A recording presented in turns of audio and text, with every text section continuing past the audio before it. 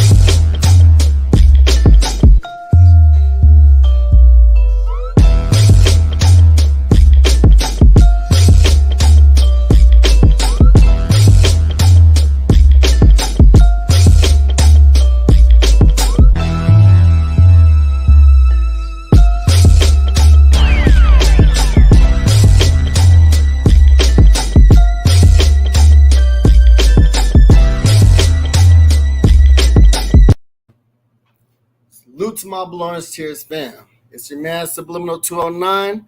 I got my host Culley Goat in the building, and this is Knicks After Party. What's good, y'all? I mean, we got some topics to talk about.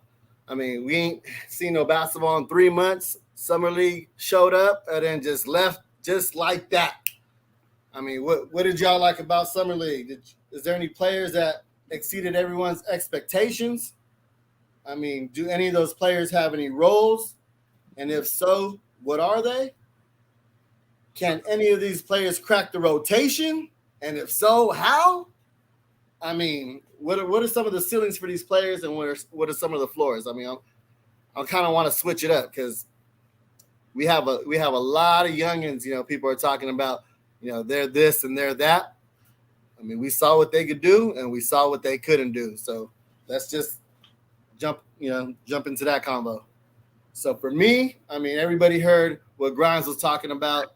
He about to show up and show out and take over the Summer League. Do you feel he did that, Kelly? Grimes? Yeah, grind time. He did his thing for the first 3 games, I will say. He did his thing, man. Last game was a little shaky, but he got it through. But, you know, last game, I don't think anybody could have had a good game. It was very the length of the Blazers and the athleticism was very disruptive. So, but Grimes did his thing, man. He was among the stat leaders, so give him that. Give him my flowers. His flowers. Salute chat, by the way. Salute all my guys in the chat, man. How y'all doing tonight? Salute to the chat. Appreciate y'all rocking with us tonight. You want to go ahead and name some of them cats, Kelly, in the chat?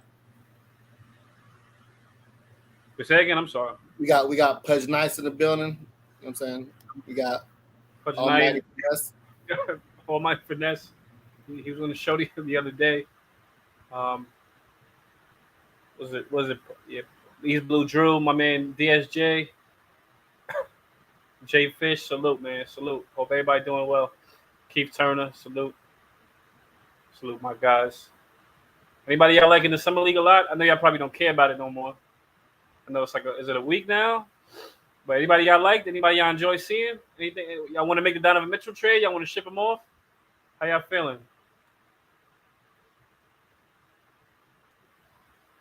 How y'all feeling about it exactly?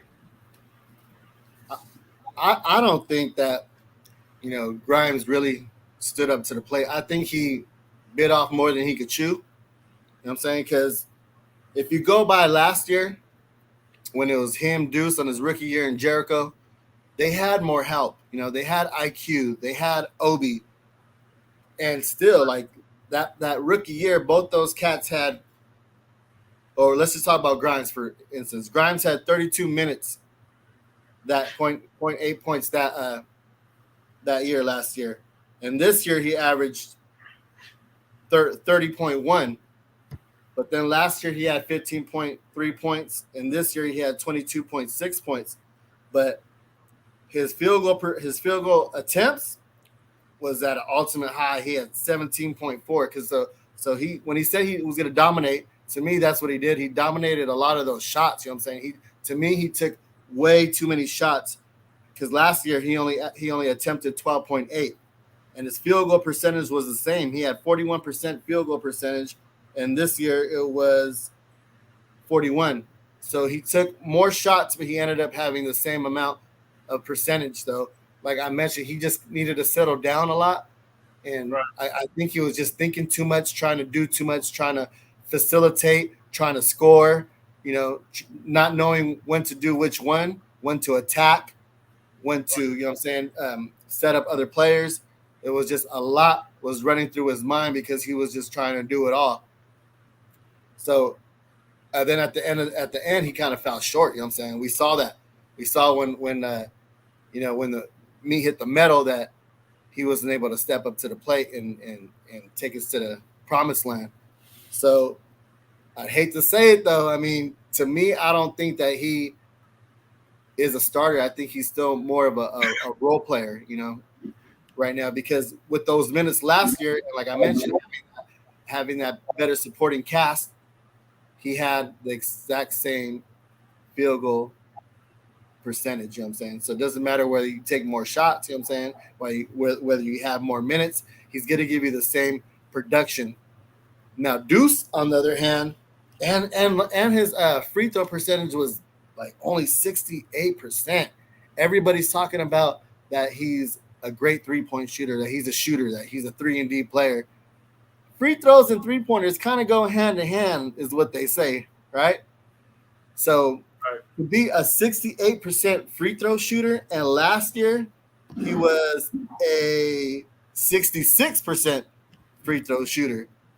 So I mean, he ain't really stepped up his game. Stepped up his game to shooting free throws, and I mean, that's the shooter's touches and free throws. On the other hand, though, your boy Deuce, man, that boy was 7 for 7 free throws in the chip. Then he was he was 100% in the chip when it all came down to it. When all the pressure was on you, and it's just you in the hoop, and you got to settle down. And I mentioned that, like when he was shooting his free throws, I was like, man, he has a nice shot. He has a nice arc, nice release, looks comfortable at the line. You know what I mean? And then during the season before that, he still had, not the season 4, but during Summer League, he still had 94% free throw shooting. So he's consistent with that free throw per shooting. And last year during Summer League, he was an 87% free throw shooter as well. So, to me, what bothers me about Deuce is that he's not aggressive enough. He doesn't get to the line enough. He doesn't get to the charity stripe enough. If he would just look for his own shot and get to the cup and get fouled or just, get contested and get the and one, whatever it is, he could get all his points, get a lot of his points at the line, you know what I'm saying? Right. So that's kind of what I want to get at. I want to get at the minutes that they played over the Summer League this year and last year. And Deuce has been really consistent. He's just whether he plays 33 minutes, in the championship, he played 29 minutes in the championship game and 28 minutes through the whole Summer League. And like I mentioned, if you look at his field goal percentage, it was 50, 35, and 94. That's almost 50, 40, 90 is what they say is elite. You know what I'm saying? And for the championship, he was 40, 40, 100%. So he was pretty close, whether the pressure was on or the pressure was off. And that's the thing about Deuce, is that he's really consistent. The only thing is he needs a little more fire and desire, as Clyde would say. You know what I mean? He needs to, he just needs to have a little more pep in his step, and it comes down to confidence. Some players are more, team friendly, where they want to get others involved, and then if the pass comes to them, they're open, they'll take it. But some guys, just have that dog mentality. Just, I'm an offensive scorer, I'm gonna get mine regardless. You know what I'm saying? And that's the kind of missing piece that Deuce needs. You know what I'm saying? But I see Deuce as having a, that's why he's so great, like off ball, because he doesn't really need the rock in his hand, but then he's going to give you the same production regardless. You know what I'm saying? Whether he's a point guard or off ball, because he's going to make the right decision as far as taking the right shot. But the thing is, he just needs to take more of them. You know what I mean? So how do you? So I feel like Deuce will have just like a long career, long term, even if it's just a backup role. But because of his, and his defense, we haven't even talked about that yet.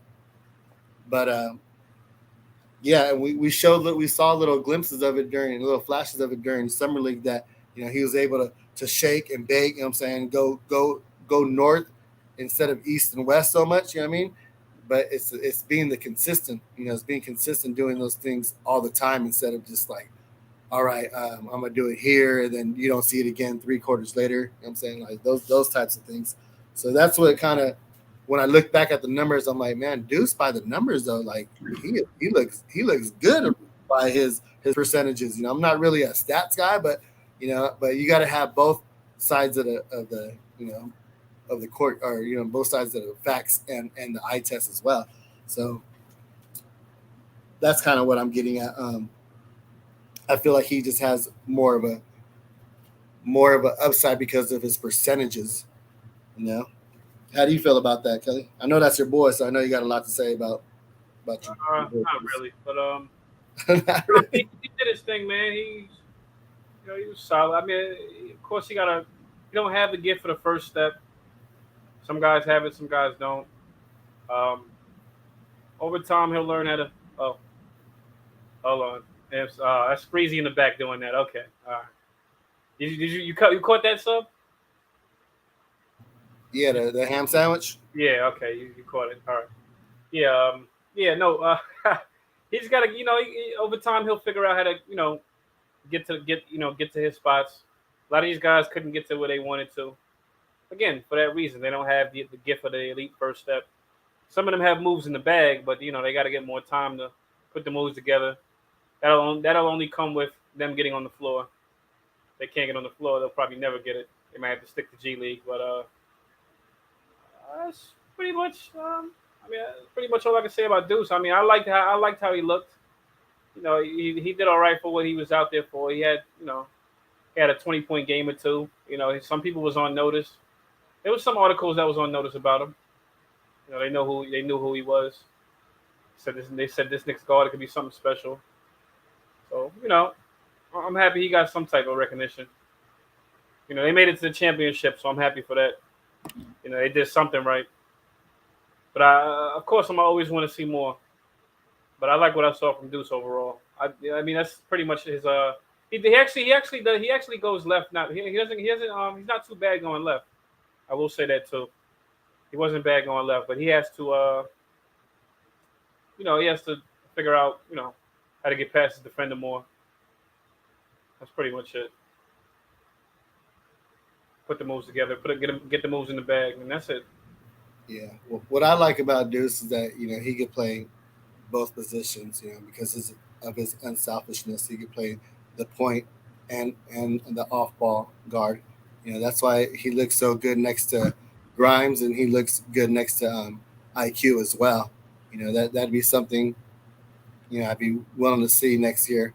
If Rose goes down, or if he's in a trade, or there's Grimes isn't there anymore. I wouldn't mind having that backcourt duo with the IQ and Deuce. The simple fact that both those guys are just really good defensively. Both those guys will press you at 94 feet, and I feel like they'll complement each other. And Right. they're capable of getting switched on and still not skipping a beat. So as far as bringing in another point guard to run the second unit, I don't think that's a necessity. Having those guys because of his unselfishness and those long. And they both have those long arms. They both have 6'10" wingspan. Because even though one's only 6'1" and one's only 6'3", that wingspan covers up a lot of ground. Right. And I So just you're okay. Okay, go ahead. I'm sorry. Good. I was gonna say, so you're okay with Grimes and Deuce. I was saying Deuce and IQ as far as a IQ, okay. backcourt duo running the second unit. Okay. Just by the percentages too. Like I mentioned, he's almost that 50, 40, 90 Gotcha. player. And he doesn't need a lot of attempts as well. So it doesn't matter if he has. Let me see. Last year he made 5.5 out of 10.3 attempts. Then this year, I think it was a little higher, but it was still 50% though. So it doesn't matter, if he has a slightly more attempts, he's still gonna have the same percentage though, and that's what I like about him. He's not gonna force anything, as far as just chucking up shots. If he was a chucker, then him and IQ wouldn't be a good backcourt duo because it wouldn't be enough. Only be one rock and too many attempts between those guys.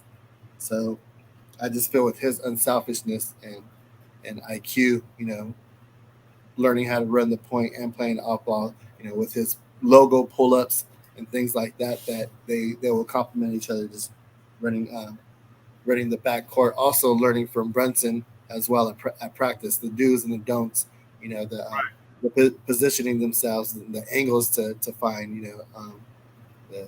just getting past opponents, finishing at the cup, using the glass, those types of things.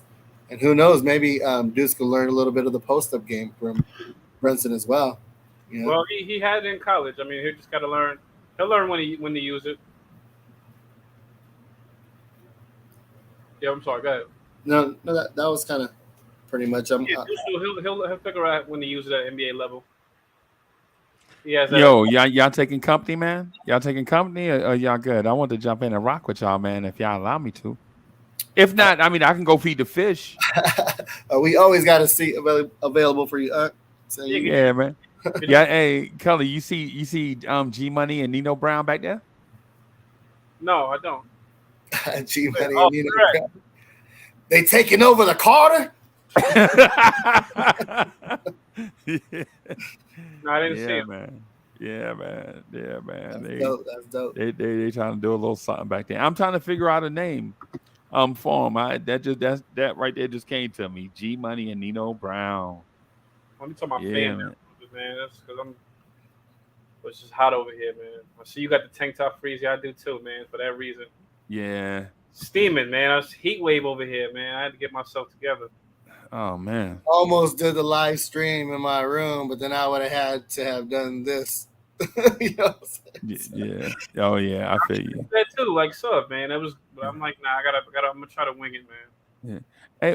But to your point though, man, I like Grimes, man. A lot of people think he, he a ham sandwich, bro. But I personally think Grimes is a dog. You know what I'm saying?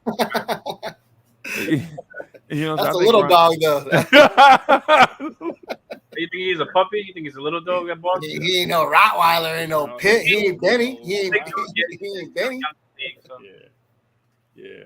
He ain't no Marcus Smart. Marcus Smart is a big dog. Yeah, man. No, I was just talking about the numbers and the production that Deuce has been giving, and he's flying under the radar. I know you're a facts and a stats guy, so I feel like he's just being overlooked. He may have a higher upside than Grimes if he's giving the opportunity. I mean, see now. Is that your full evaluation of Grimes and McBride? Sub? No, that can't be because we didn't talk about defense. Remember, he said he ain't got any defense yet. Oh, okay. Mm-mm. Yeah. No, well, Grimes. I got a question for Sub after. But let me ask a question too, Culley. I'm gonna ask my question after you though. No, I'm gonna wait till Sub is done. I just gotta remember when to ask it. It's all you. Go ahead. I'm waiting. I'm gonna wait till okay. I'll go ahead. So Sub, based on what you said, you are suggesting that Miles McBride is projecting to have a higher upside offensively, potentially defensively, than Quentin Grimes. It's just he may take longer to get there because of playing time, and he's starting a lot further away, right? So you're saying maybe in 2 years, Miles McBride may be able to be Quentin Grimes, who may untap his potential this year, right? Right. And the free throw percentage thing, That's real, bro. That's what I'm saying. Like you gotta be cool, calm, and collected to sink those down. And he's shown throughout the years that he's able to do it in big game time, like the championship, 7 for 7. Come on, huh? You know what I'm saying? Right. Or in a limited time or limited role. I mean, he's gonna knock him down regardless. That says a lot about his poise. That says a lot about who he is as a person on the court. And I mean, to me, that says a lot about his character too. High volume, yeah. And about his character too. Like he's a very unselfish dude because you can't remember a stretch during the summer league where Miles McBride just tried to hijack the offense and just go all him. Did Quentin Grimes do that? Yes, indeed. Yeah. Oh, Quentin Grimes every game. I was going to get to that. Yes, Quentin Grimes got very trigger happy in the summer league. Man. I like Grimes, but he was very trigger happy, and he just couldn't. There's a lot of shots that wasn't falling. Now there were shots that did fall, but he was very. I don't know if he got the green light all of a sudden from Tibbs or from was it Dice, but he was very they say he was very trigger happy. He was letting it fly, which I do want to see that from a Knicks player, but yeah, I want to see him make him as well. I think Culley, I ain't gonna lie to you, bro. I think he gone. You think he's gone? See, now that's what leads me to everything we spoke about with Grimes. That's what leads me to the question to ask Sub. So with all that you said about Grimes and McBride, do you trade him? I'm sorry. Go ahead, bro. Grimes and McBride, the lawyers. Do you trade the lawyers? I'm trading Grimes because he's that 6'5" shooting guard that we mentioned numerous times that you could find anywhere on any given Sunday on any roster. We can get one of. We can find two of them 12 o'clock at night, bro. Right. So while his value is high and people are looking, or Utah wants him, then send him packing. But like I mentioned, Deuce has the higher upside because of his poise, because of his shot selection. You saw that when Grimes was told he was going to be the leader, he just played out of control. It wasn't just chucking shots. He was dribbling into double teams. He was pressing. And spinning and just like out of control instead of just settling down, trying to. He was posting and toasting, spinning and winning. Yep, he was doing all that. I told you when you asked this question a week and a half ago. You said, "Who do I think's going to stand out or have at the summer league?" I said McBride, man. Told you. Well, I mean, is that is that who you like the most, McBride? So out of those two, yeah, McBride is starting to open my eyes a lot. Yes, starting to open my eyes a lot more because it's still like we mentioned, still that untapped potential. All he needs is just to be a little more aggressive. Start looking for your shot a little more. Like I said, he showed glimpses of it. He showed that he could go, he could shake. He has handles, you know what I'm saying? He could get past opponents. He could use the glass. He could take a midi. It just has to be more a consistent level. It's that confidence. He doesn't have that confidence yet. Boy, the Grimes hive is out. Oh boy, you can't even say his name. You can't say Grimes' name, bro. Like you can't say Grimes is a good young player. Okay, he's going to be a good 3-point shooter, and Grimes' defense is good. You can't even say that because they're like, no, you're supposed to say his 3-point shooting is great. His defense is great. It's like when we used to talk about Frank. Right, but they're saying he's a 3-and-D player, but in the summer league he attempted 11 3-pointers and made 3.4. That's 30%. How is per that game, right? That's per game, right? Yeah. How is that a three? A 3 player. I can see the defense, but where is the 3-pointer coming from? He's just a defensive player. Don't the numbers don't lie, huh? You know what I'm saying? Like yeah. And then you look at Deuce, and he was 2 for 5, 40%. Yeah. I mean, he just needed to take more. Yeah, I think his thing was more about shot selection. And with Oh, Deuce, Grimes? not that he wasn't aggressive, not that he wasn't aggressive, but if the right shot wasn't there, he wasn't going to take a bad shot. Is what I'm getting at. Grimes? That also comes Yeah. down to IQ, To though. McBride. Yeah, that Right. also comes down to IQ, though. You know what I'm saying? There was a few. Go ahead, Kelly. I was gonna say there's a few plays I saw McBride. Maybe I'm over exaggerating. There was a few plays I saw him. I saw him go. What's that? I saw him go left as well. I wanted to mention that too. And you saw him force a couple of 3-pointers too, right? But that was because he was playing with John Montero, and Deuce McBride caught one of them. He caught and got it off just as the shot clock expired, and the other one he caught it with like 3 seconds left and had to try to make something out of nothing. And both of them were bricks. You know what I'm saying? So that I don't put that on McBride. But then at the same time, to be trusted enough to get the ball late in the shot clock like that means your teammates must think something of you. Right. No, I can agree. Yeah, McBride. Yeah, I like this poise, yo. I think, like I said, I think the bag will click. Whatever, his bag of moves, and he'll figure out how to start getting to the basket when he wants, or at least better. You know what I mean? Like I say, he doesn't have the gift of that the elite first step. He doesn't have that gift. Not many. Some guys just aren't athletic, but some guys have aspects of their game that make it harder for them to guard. So They'll figure it out. I think Deuce will figure it out. You know who else is an athletic? That a point guard that we just picked up. Oh, Brunson, yes. Exactly. He's the perfect mentor for Deuce because they both lack athleticism. So he's gonna learn, how to pick his spots, how to use angles, and all those types of things. Who was Deuce learning from before? Said who? Yeah, who was his mentor before? Probably D-Rose.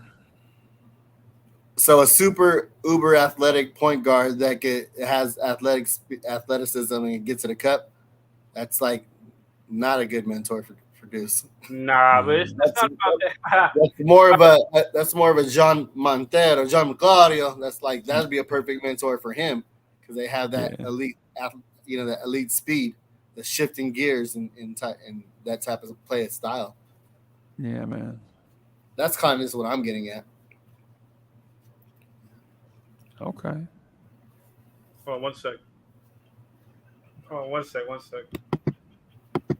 Yeah, man. So Miles McBride, man, I think the numbers you brought up were interesting. I didn't even pay his numbers any attention during the summer league because I felt like a lot of the stuff was forced. But then when I thought about what you said in the opening, like the first 7 to 8 minutes, like just breaking down his game, I was like, yeah, you know what? Sub is right. And to be honest with you, bro, I'm not easily convinced on anything. You got to do a hell of a sell job, or I got to find it out for myself. But the fact that you mentioned 40% from 3, 2 for 5 for shooting every game, and 3 of the games were blowouts. I think I'm kind of feeling Miles McBride now. I think I'm putting him back on the roster. Hey, Rokas, International Andy did the joint on Rokas. He talked to me about it. Rokas might be stuck. Right? Rokas might be stuck. That's all I'm gonna say about that.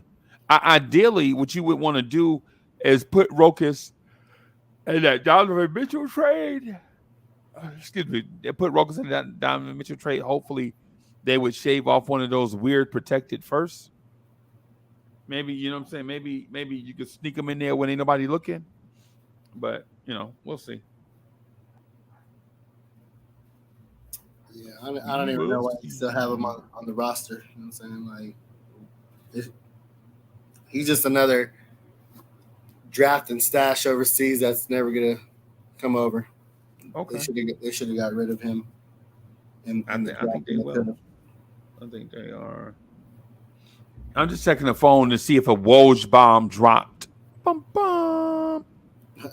Yeah, so about this Woj bomb. Yeah, so with that being said, I like Deuce. I like Deuce. I like Grimes. So okay, so sub Grimes could go. Wait, Freezy, where you going? Come on, Freezy, come back. Well, you got to look at it. If Grimes is going to go, and we're talking about the deal for Donovan Mitchell, right? Yeah. I mean, that they play the same position, so you wouldn't be losing anything. You'd be gaining, as a matter of fact. Yeah, and I know. Yeah, exactly. They play the same. Exactly. They play the same position. Donovan Mitchell's established in this league. Damn, Freezy. Why Freezy left, man? I had to ask him, so I just came back too. It's all right. But all right. So you said Grimes. Now you like Deuce. Deuce could be good for the future. Now we might have our point guard for the future, somewhat. We might be working with something, right? Like I mentioned, I'm not sure if he's a point guard of the future, but I like the backcourt with the second unit for now. For now. Yeah. Good. It looks like we might have we might be working something toward the backcourt in the future, right? At least in the backcourt. You can make the backcourt is going to be Brunson and Spider. The tandem, okay. That's the starting backcourt. Okay, so the tandem of IQ and McBride is intriguing to y'all, right? No. To me, yeah. That's why I'm glad you're back. Wait. What's the time frame? What's the time frame on this being intriguing? Are you talking about next year? Are you talking about give them a couple years? Oh, the youngins? Yeah, McBride and Quickly. I'm talking about as soon as possible. Within from this year. I don't think McBride ready. You don't think he's ready? Okay, so in the D Mitchell trade. Hold on though. But time out. But you gotta listen to this though, because you remember last year when we had D Rose and then IQ backcourt with Obi Toppin with the second unit, we were flying. You know what I'm saying? We were getting all those transition points, and we were saying the second unit looked better than the first unit. Right. The only problem is that we know that Rose is a ticking time bomb, and that's what I'm saying was when you throw in Deuce. You know what I mean? By that time he's been able to pick Brunson's brain at practice, training camp. You know what I'm saying? All those types of things. So when his number's called, he'll actually be ready to produce, you know what I'm saying, instead of just looking lost out there and just kind of just wasting minutes and not giving any production on the offensive end, just the defensive end. No, I feel you. I'm just nervous about Deuce at the beginning of the season. That's why I asked you specifically about the time frame, because I'm not confident he's gonna be ready going into training camp. I think you know what I'm saying. Why you say give him half a season? I'm saying I'm like, yo, he need a full season of just straight up G League, dominate, get his confidence up, and let Derrick Rose stay in that role, and then cut Derrick Rose when it comes time to cut Derrick Rose, and then promote Deuce McBride. I think, you know what? I agree with both of you. I think, like what Sub said, because as you see other teams do that, they do that with their, they do that with guys that play that come off the bench as well. They do that. They have the guy in front of them mentor them, and then when it's time for them, when that guy that starts in front of them, when he gets shipped off, usually that guy that comes behind him is usually ready most of the time, at least most teams. But that's teams that develop. So I could agree with that. Maybe by the time Derrick Rose or Jalen Brunson, maybe by the time they depart, they might be. Who knows? They may be here forever. But by a good time, but let's just say at a good time, McBride will be ready. He'll get all the knowledge he can. He'll learn a lot from a guy like Brunson, and he may be ready to take on that starting role. I'm okay with that. I'm okay with Jalen Brunson mentoring this guy because they're both short guys. They're both short point guards, but they play big. It's not so much that they play bigger than their size, but they play tough for small guys. They're pretty. They get a lot of damage done for small guys. So I think that might be a good guy for Deuce to learn from. Of course, I would have rather in the past. I would have rather the guy like Lowry be somebody for Deuce to learn from, because I think he plays more like Kyle Lowry. But it's okay. I'm okay with it. So we have a winning record going into trade season, All-Star break. Do we keep Rose? If we have a winning record? Yeah. Yes, absolutely. Because I was thinking too, you need, despite this, a lot of us don't care for veterans. I damn sure don't. But you're gonna need some type of veterans to show guys how to win. And who other than Derrick Rose? And now we don't have a lot of veterans, but you're gonna need some. We go to the playoffs, we're gonna need somebody. So are you not worried about Tibbs playing Rose too many minutes though? I am worried about it. But you have Jalen Brunson. I mean, Tibbs has to know how to split minutes. If he doesn't know how to split minutes, then it's time for him. Then he got to get out of here. You're gonna hurt the guy. Tibbs knows that. Do you think it'll be one of those things where Brunson gets pulled at the 10-minute mark? Rose goes in the last 2 minutes, and and to finish off the quarter with a spider. Then the next, then Spider's out the second quarter with Brunson, and that's when IQ comes in as a backcourt with Rose, and just you lost do it that way. Spider. That's where you lost. So we have Spider on this team, hypothetically speaking. Yeah, hypothetically speaking.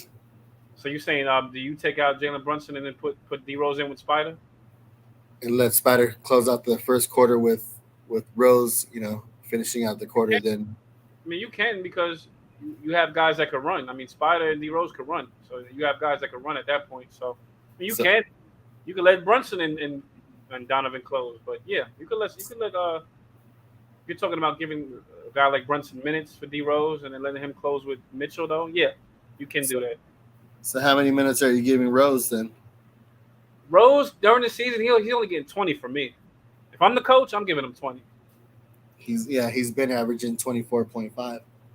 So yeah, he's cutting down to 20. In the playoffs, though, it might increase. But if I like what I'm seeing from Jalen, I don't think Rose had. I mean, no, Rose is staying at 20. But playoffs get different. You need guys. You need everything you can at that point. Now, if Tibbs was to pull, let's just say if Tibbs was to pull something like, let's say we had a winning season, let's say we got 50 wins, right? Let's say we're the number 2 team in the East or number 1, and Jalen had a good year, we in the playoffs, and he starts. Let's say Tibbs just all of a sudden he gives Rose way more minutes than Jalen, and then we lose the first round. Tibbs got to go. He has to go. I'm just afraid that Tibbs ain't going to be, managing Rose's minutes and rest days if you're going to keep him fresh. That's when you have that backcourt duo of McBride and IQ. Going up against a younger team, maybe that we don't really need all that firepower. Right.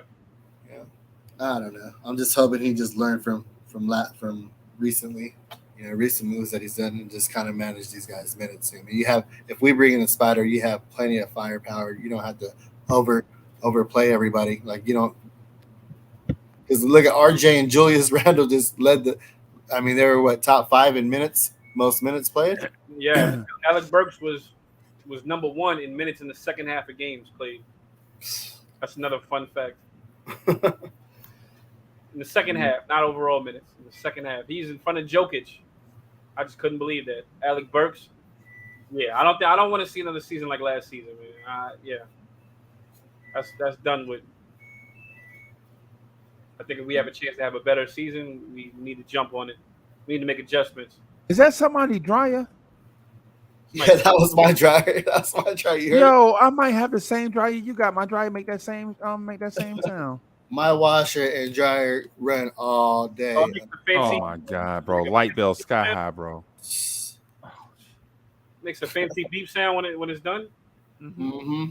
Oh yeah, we have the same dryer. We have that too. I'm nowhere near that though. Yeah, man. But so Freezy, you waiting for that Woj? You waiting for that Woj bomb? Yes. All right. Now, let me ask you again, Freezy. Who you ship off in this trade? Grimes. Okay, that's not enough. But Grimes, 3 picks, 4 picks? Grimes and Fournier. Grimes and Fournier. Okay, that's okay. Grimes, Fournier. How many picks? 6. 6? And one more player? 6. One more player? 6. I'm doing 6 of those. I'm doing 6 picks, right? Because I'm doing 3 unprotected and 3 slackly protected. The Knicks. Right. The Knicks said Grimes, Obi, Evan, 5 first. Okay, you got to lose one youngin. I hate to lose Obi, but all right, fair enough. Yeah. So you said Grimes, Evan, and the 6 picks. Was it 3 unprotected, 3 protected? No, 3 totally unprotected, free, and then 3 slackly protected. 3 slightly protected. Okay. No, slackly protected. Slackly. Okay. Like barely got a protection on them. Like top top 3 protected, top 2 protected. Right, and let Danny Ainge figure out the rest. Right. Yeah. All right. So if that's what he'll Yeah, take, I ain't gonna do no like for instance, I'm not doing a top 16 protected and until such and such and such. Nah. So let me ask. It's top 3 protected. If it's a top 3 pick, I'm keeping it. Anything from 4 on down, you can have it. Okay. Right. So let me ask. So and if it don't convey that 1 year, it's unprotected going forward. Okay. So let me ask. Let's say the deal is done. Let's say we do the deal right now. It's official. Donovan Mitchell's coming to New York, right? What picks do we have going forward? Like, when's the next first round pick? Was it 2025, 2026? When? 2027? No, it's next year. We have a first next year? Yeah, we got 4 firsts next year. Oh. We got 4 firsts next year and 4 seconds next year. We got 8 picks. That's why I don't understand why people are all up in arms about the draft picks. Now, you won't be drafting where you want to pick, right? When the Utah Jazz take Scoot Henderson, and with the New York Knicks pick, you're gonna be mad as hell. But you might be picking in the 20s. But so what? You still picking, right? You said you might need to get into what? If we get Brunson and Donovan, we're expecting to be at the end of the draft. Yeah. We want to pick 30. Mm-hmm. Ultimately, if they pick first and we pick 30, right, we'll be pissy drunk for the rest of the year. Okay, so look, you know why, right? Why? Because in order to pick 30, that means you won a championship. Oh, okay. Yeah, with that, I mean, I think it was last week you asked me what's my expectation if we was to get Brunson and Mitchell. What's the expectation? I think I said ECF, right? Did you? And at that point, we play the Celtics in the ECF. Let's hypothetically we probably play them. It's either we're gonna run into them or the Bucks. We had to get the one of them to win. So, but I'll take ECF over what we got now. To me, it don't matter what we get rid of or who we get rid of because we're gonna get rid of it all with the next, trade. So. Yeah. So Mike said it about 4 times in the chat. He said it's a done deal, which I did hear that too. I heard they've it seems like they've come to a standstill, like a standstill agreement maybe, but nothing. Where your proof at though? Where's what? Where your proof at? Like where your source? Oh no, I seen it. I see it on every source. Oh, who's my source? I don't know. I gotta look at it. I just look at it when I'm on the train coming home. I don't really look at the source. That's what I'm saying. Because what it is people are gonna be like, yo, Culley said the deal was done, and then they be like, Culley, you said the deal was done. Yeah, I won't reference Culley. Yeah, Culley just I heard. I seen it. Yeah, that's what I'm saying. Exactly. That's why I'm with you. With you. Like, don't be trying to blame Culley for some mess, or be mad because Donovan Mitchell's still in Utah, man. Don't be. Well, don't be trying to pin that on my man. Let's manifest, Knicks fans. Let's act like we're in Wonderland. Let's just say, let's act like it. Let's act like the deal's done. Anybody hear that too? Let me just ask the chat. Anybody hear that too? That the deal done, no source needed. God is good. Anybody in the chat? Just tell me. I heard the same thing, Culley. Just say it, Culley. I heard the same thing. It's happening. By tomorrow, I want to see what happens. Because you know how I'm going to find out tomorrow. So look, I have a friend, right? He's a LeBron fan, which makes him a Lakers fan. He has which makes him a bandwagon. Right, bandwagon, exactly. Bandwagon. So, this was going to happen. I usually sleep late, right? So what's going to happen is I'm going to wake up tomorrow. If the trade happens, he's going to text me, yo, good effing trade by the Knicks. So I'm already going to know what happened. Because he always in the Knicks business. He don't give a damn about the Knicks. He always talk ish about the Knicks. He knows I'm a Knicks fan.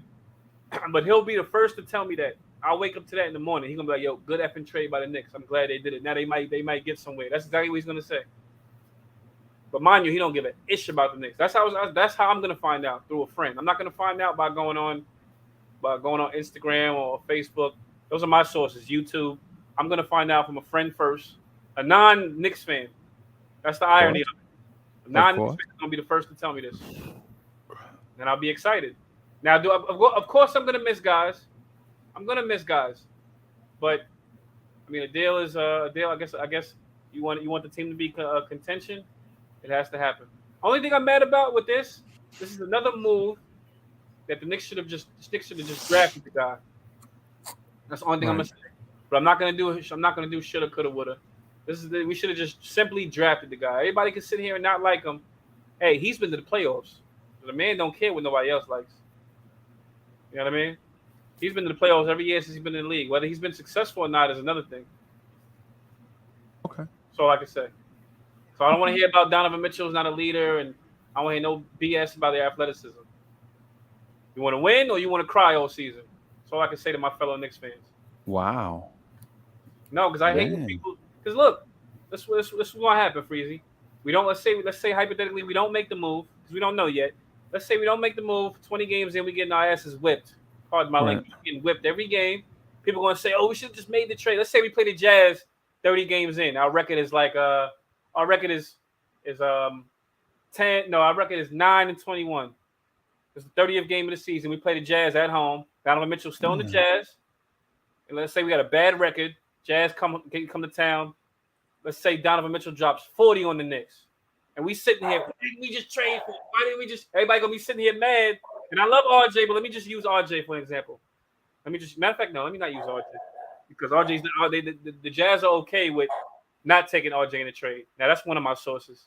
I don't know who the source is. I can't remember, but I'm sure y'all heard that too when Freezy leaves. But let's just say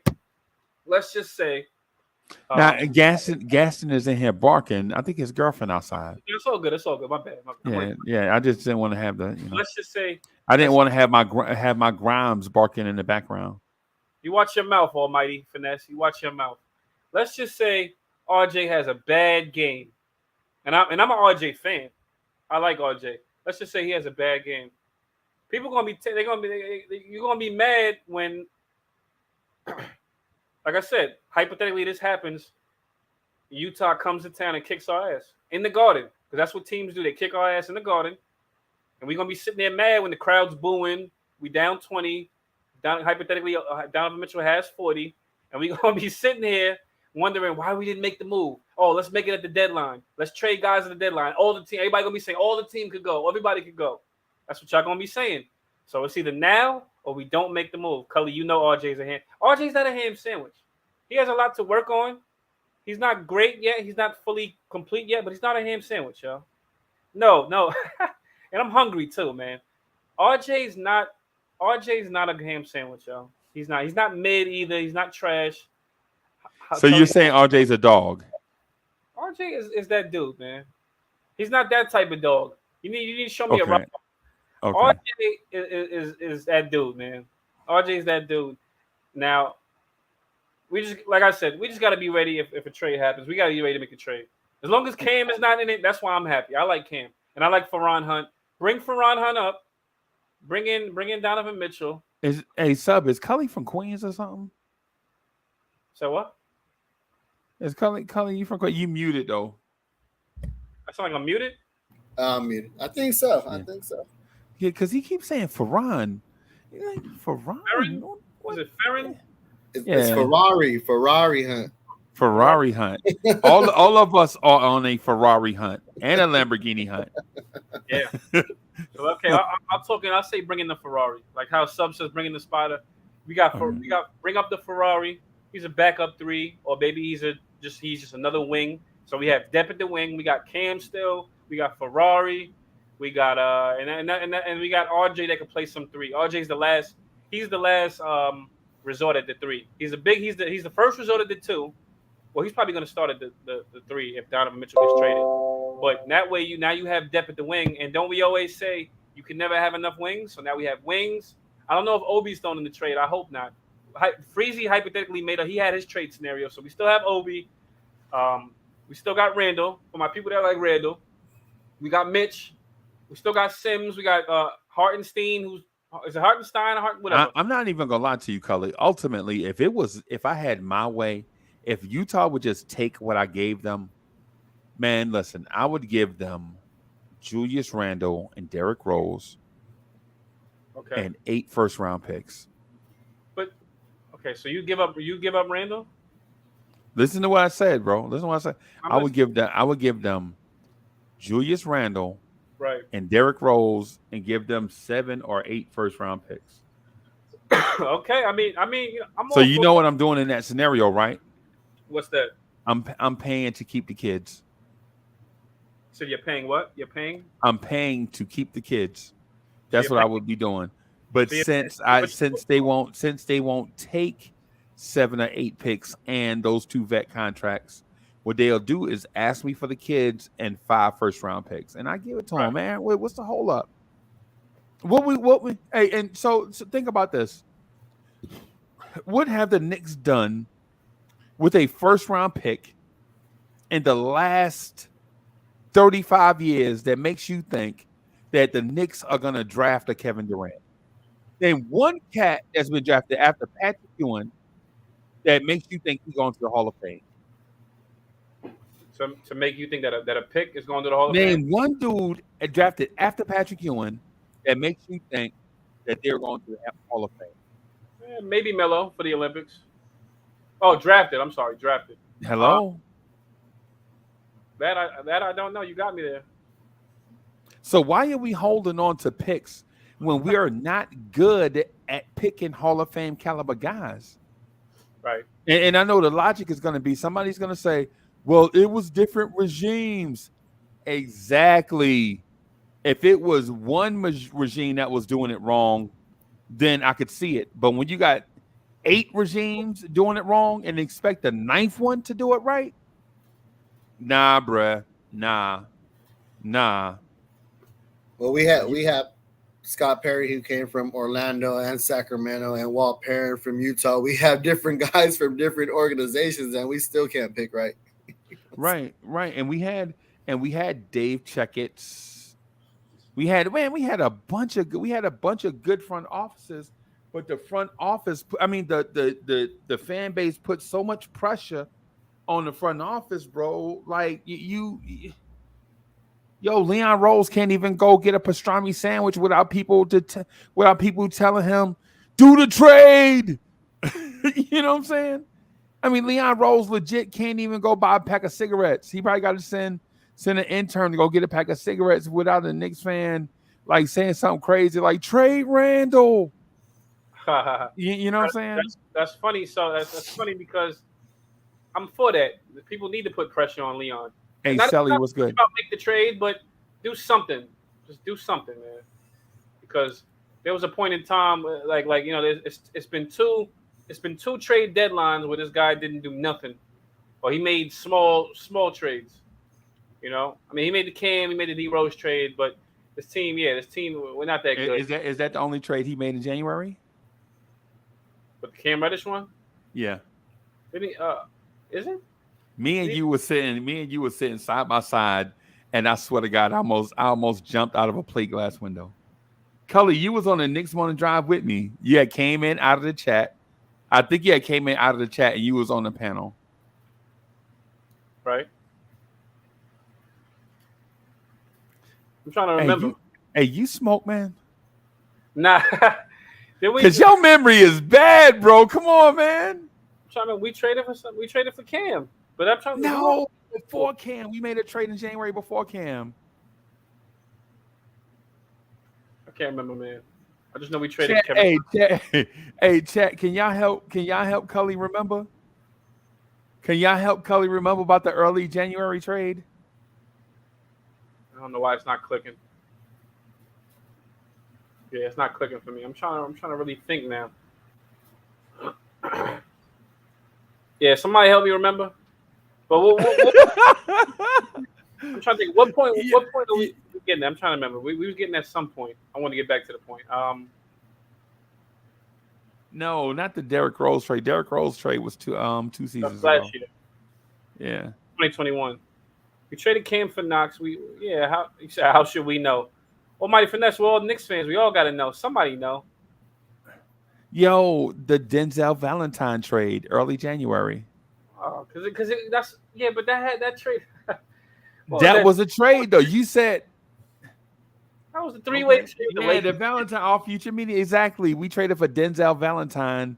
We traded for him and didn't even give him a jersey. As soon as we traded for him, we cut him. Yeah, but see that trade had no value. That's why I wasn't gonna remember that. It had no value. But the previous front offices didn't pull off trades. Remember, They Leon, this regime right here trades all the time. They traded with OKC 3 draft days in a row. And they traded the deadline last year. Right. Remember, so this year they did the OKC trade for Gorgie. I mean not Gorgie, but Usman Jing. Remember that? Yeah. We took him 11 and then we traded him to them. And then last year we traded the 32 pick. I'm sorry, Jeremiah Robinson, the rights for Jeremiah Robinson Earl to them for the right to select 34 and 36, and we got Miles McBride and Rokas Jokibitis. Right. And the year before that, we traded 2 second-round picks to them for the rights to a combo guard out of Kentucky named Emmanuel Quickley. Right. We traded with OKC 3 years in a row. Y'all remember that? Y'all remember when we traded for the rights for Emmanuel Quickley, and people were like, "Who?" I mean, I know who he was, but not that I'm saying I'm not saying that I knew they were going to draft him or that I knew he was good, but I knew because I live in the South, and he played in the conference. He played in the SEC down here where I live. Right. You know what I'm saying? So I knew who he was. I knew him, Maxey, and Ashton Higgins. Right. And then this same regime traded with the Bulls this year, the Hawks, and the Lakers, and the Magic, and the Sixers.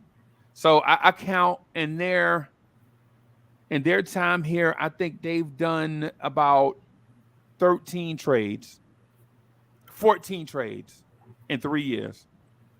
Sub, that sound like a lot of trades to you? Yeah, I mentioned that one where they got not value.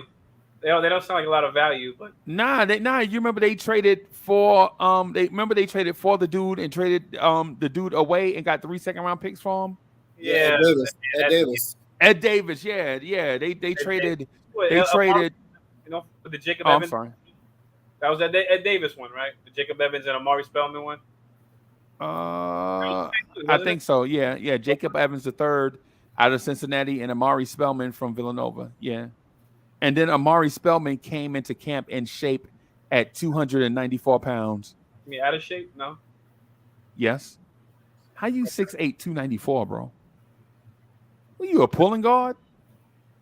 Did you play for the 40? You play for the would you play for the 49ers or something? You fat like that? Oh man. I mean, I don't know.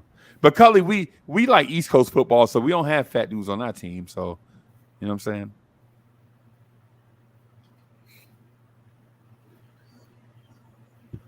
Hold on 1 sec. Hold on.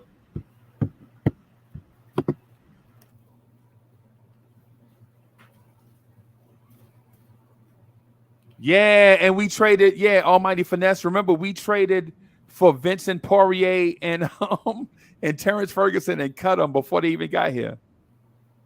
And then we cut Vincent Poirier and signed a dude named Norvel Pell.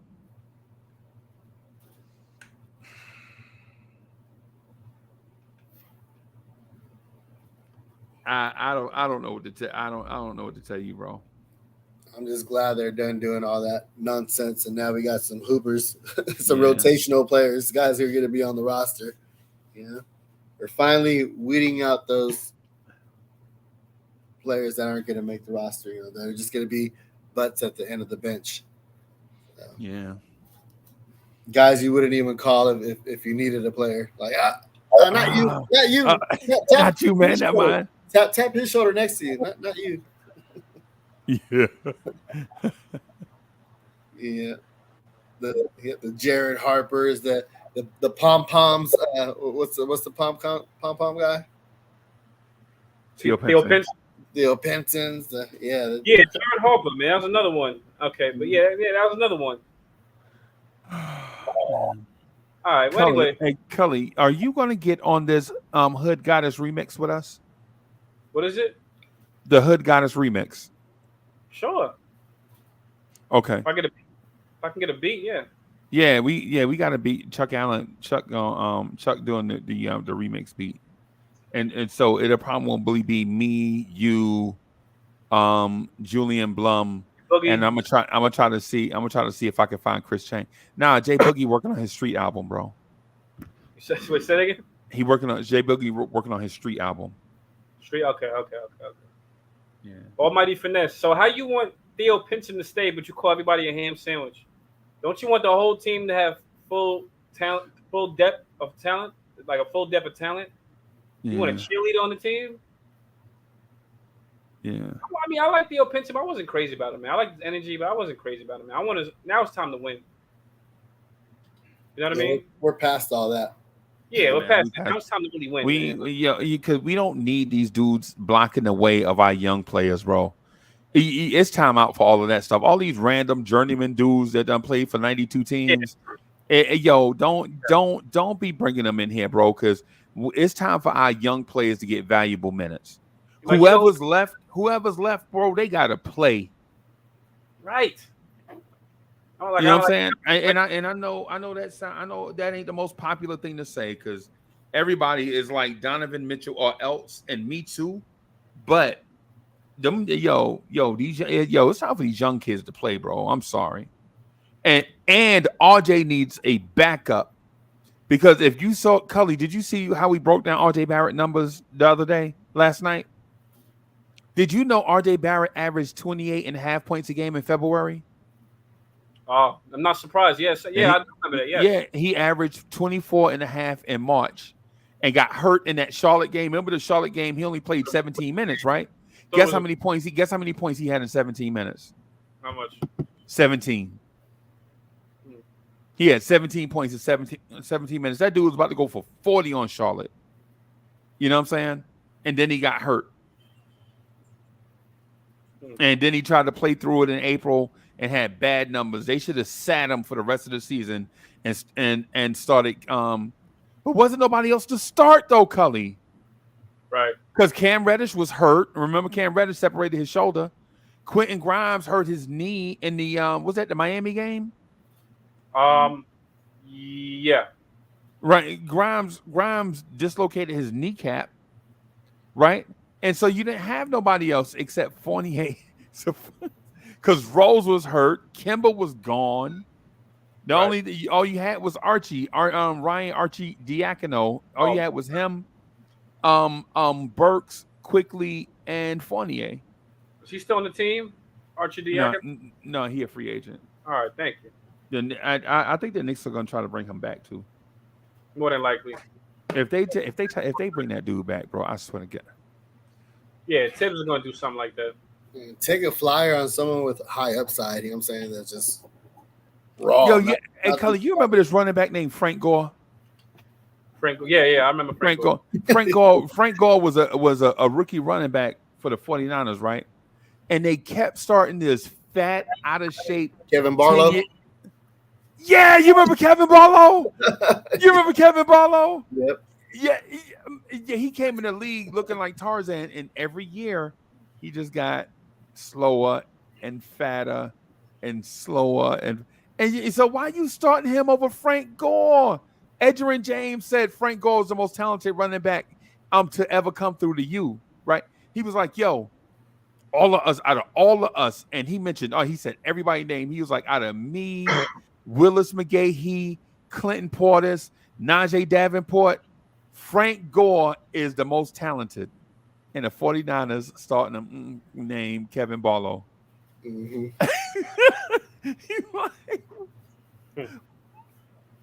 Why, Tibbs? So Nick Yak said, now you get it. We needed 3, not a midget 2 guard. Yeah. Donovan Mitchell really a midget?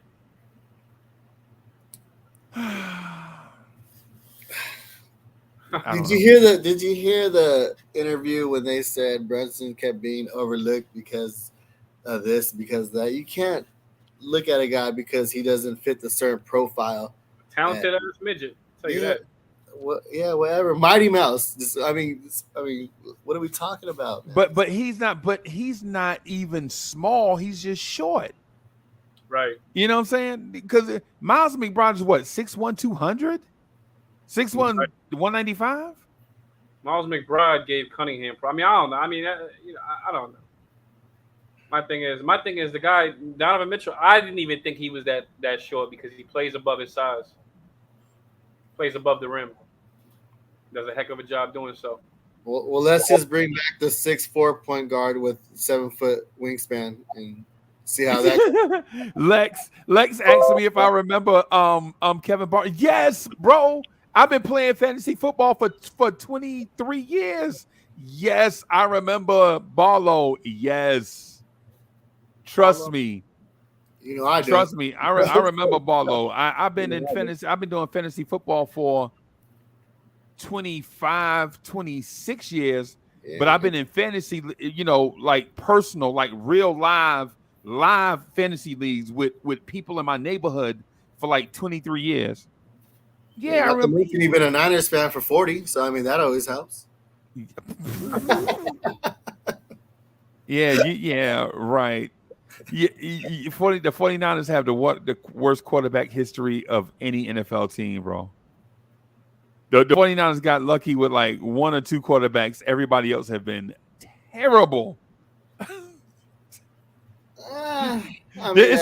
It's like Culley. It's like the shooting is the 49ers quarterback is like shooting guard for the Bulls, right? People think the shooting guard for the Bulls has been great forever. No, they got lucky with 1 shooting guard, but everybody else has been ham sandwiches. But yet we make it to the Super Bowl without a quarterback every other year. I Imagine when we get one, though. Let's see what Trey Lance is all about. I don't. Dead arm Trey Lance. They said Trey Lance arm is going through arm fatigue. What is it? They said at the end of the season his arm was tired or something. It sounds lazy, but it's like a real condition. Like I think he was like going. They made him throw the football so much that his arm was fatigued. Well, then run then because he's a dual quarterback. Yeah. I mean, it's in training camp they're supposed to bring in camp arms to throw footballs to receivers, and they had Trey Lance throwing footballs to receivers, all that stuff. Man, go get a jugs machine or something, bro. Come on, man, stop being cheap.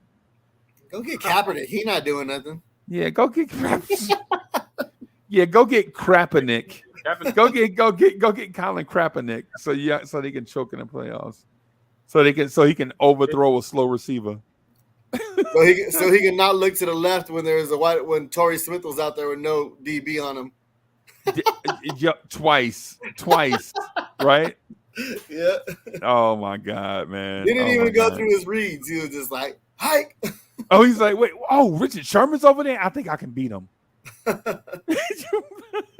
Crabtree is being double teamed. So what? Come on. I can zip it right through there. Yeah, that's no, funny. nah. Have you seen these arms? Have you seen these arms? He was in shape though. He was jacked. I'll give him that. I'll give him that, bro. But yeah, man. He's a Niners fan, y'all. Nah, man, I ain't no Niners fan. I'm a Bears fan, bro. Gang bang, not a gang.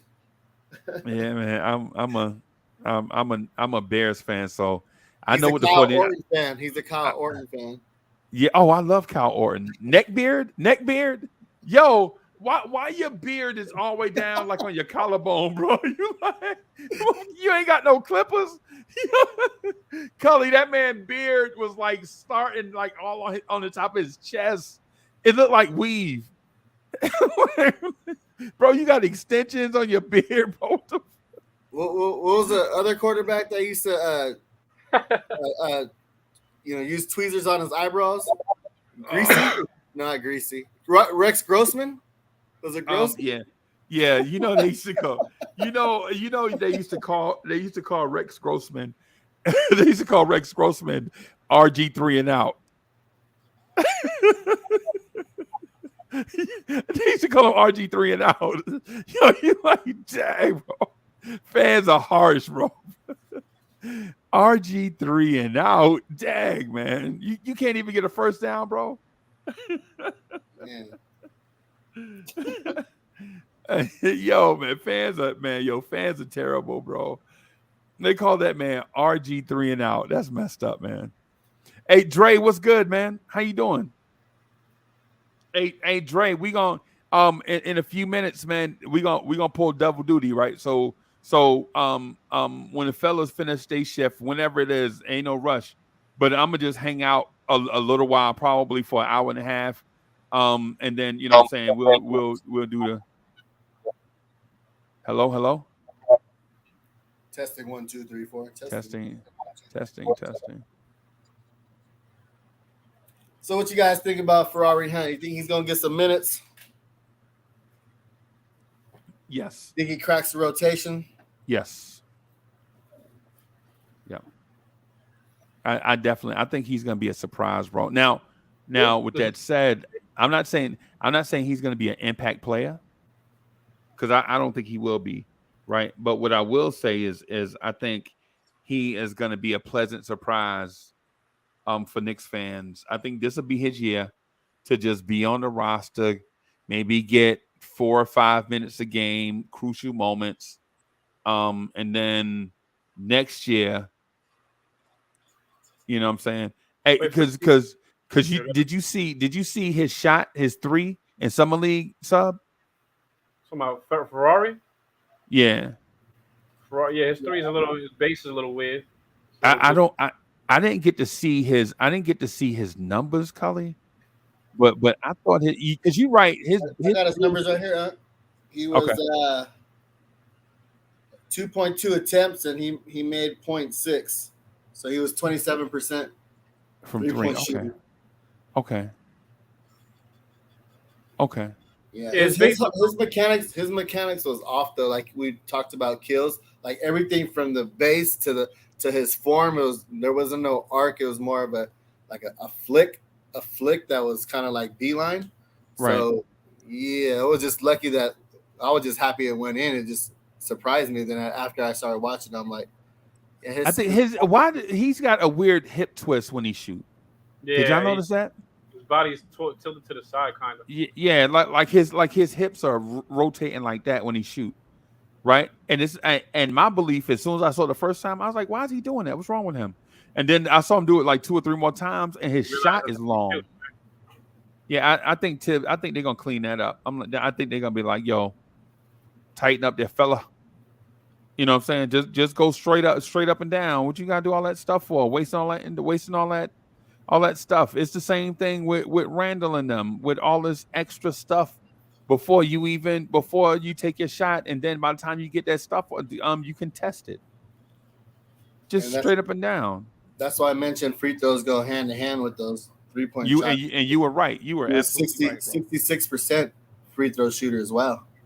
Yeah, jeez. So yeah. So the future's not bright, right? I mean, as far as his defense was on point though.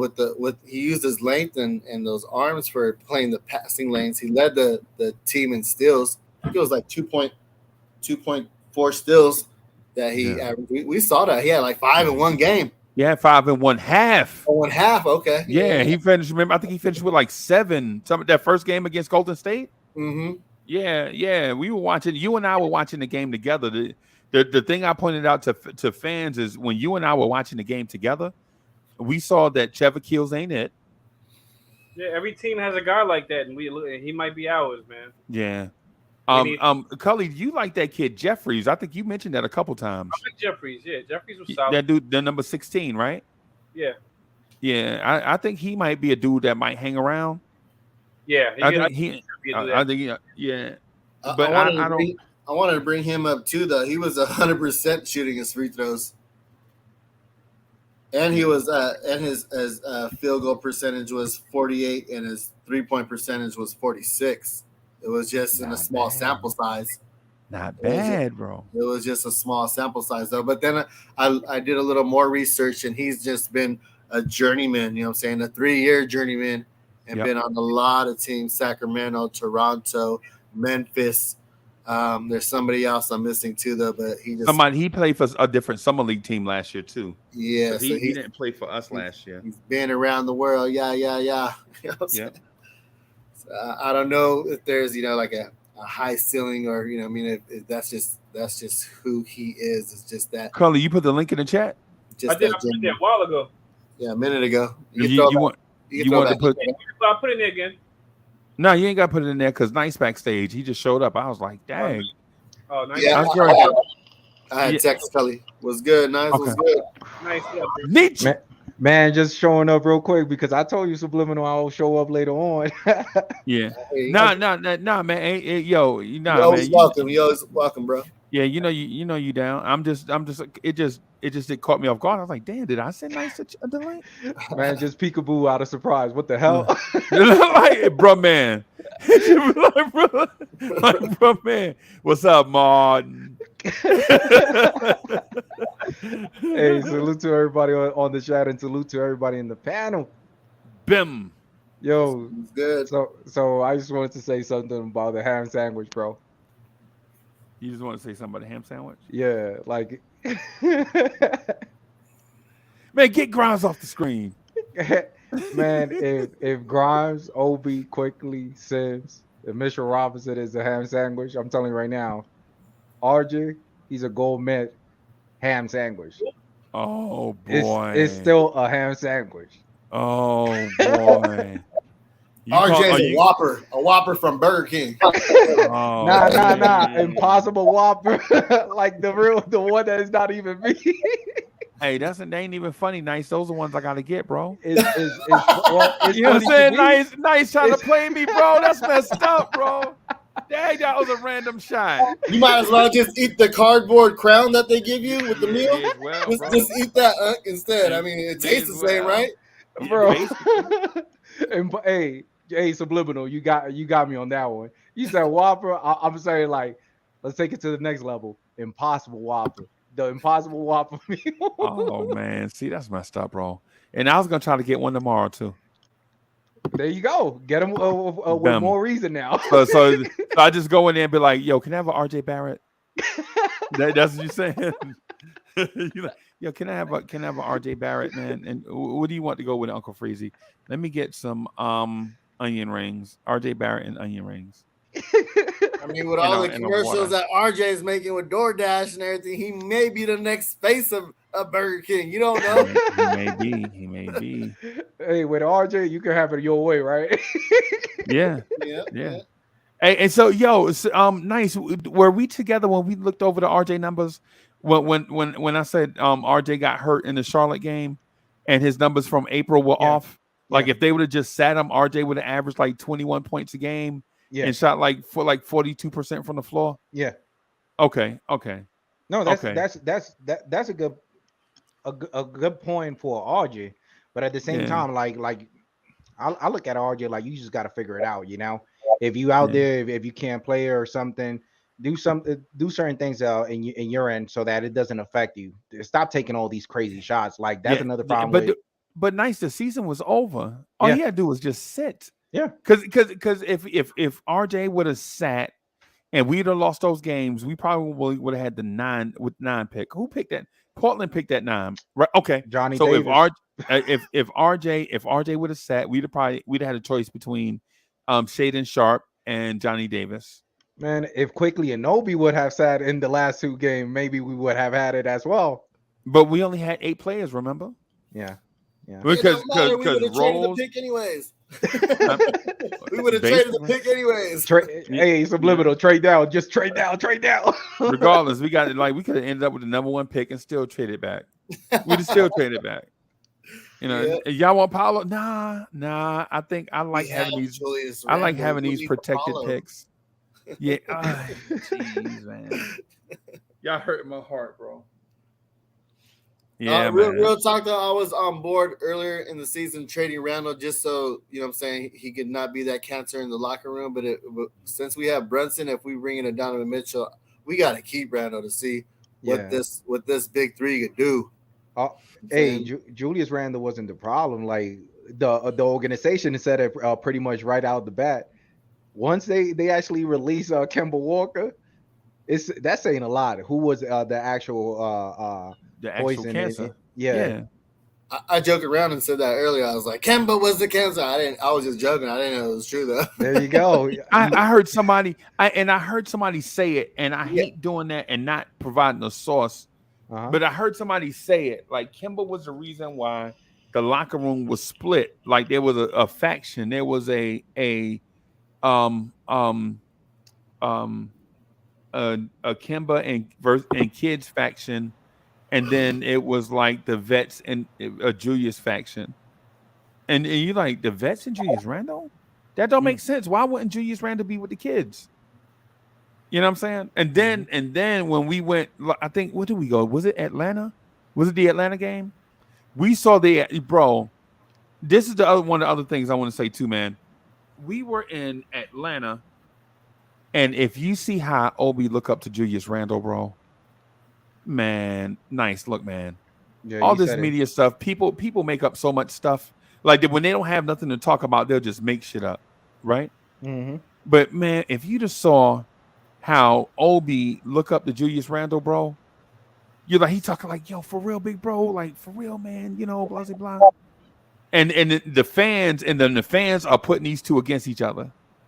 So you're like, why are the fans putting these two against each other? Yeah. Does Obi want to play? Yes. Does he deserve more minutes? Yes. But should we blame Julius Randle for that? That ain't Randle's fault. That's not it. Yeah. What should Julius Randle do? No, I'm not going to go out there and try my best. No, I'm not going to try to play as many minutes as possible. And you even said it, Freezy, early on, not early on. I'm saying like maybe a couple podcasts before that you broke it down on that game. While when Obi was cooking, and Coach Thibodeau, he wanted to sat down Obi, and Obi got into a fit. Randle gave that facial expression like, "Come on, just let him cook. He's doing his thing." Yeah. Obi get along with everybody. He get along with the security guards. He get along with the people passing out popcorn, walking down the stands. I mean, how could you get mad at Kobe? Obi, he always smiling. He always smiling, bro. Obi is a good dude, man. I would love to have Obi around for a long time, man, maybe 10, 12 years. But Obi got to do some stuff too, man. Obi got to do some stuff too, though. Like, Obi got to get on that glass, get some rebounds, bro. Obi got to block some shit. Like for instance, think about Obi got all the stuff you need for an intimidating power forward. He got size, he got speed, he got hops. He got he agile. He got all this stuff, bro. And he just. I didn't realize how skinny Obi was, though. Did you see him in Summer League?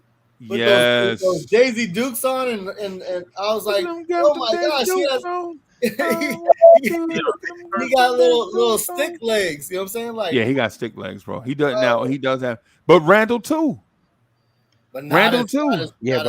Obi, though. Randle's rocked up though. Don't get it twisted now. Right. Randle is like Uncle Freezy, and I'll get you in the gym and work you out. Like, you know what I'm saying? And I been know you ain't, because I'm gonna go smoke me a cigarette. No, but Randle will go to the cup and create that contact, and then other people will bounce off of him. Where Obi, like, somebody opens up the door and the wind blows and he just flies the other direction. Yeah. I honestly think Obi and RJ weigh about the same. Or last year they weighed about the same. I think both of those dudes were about 220.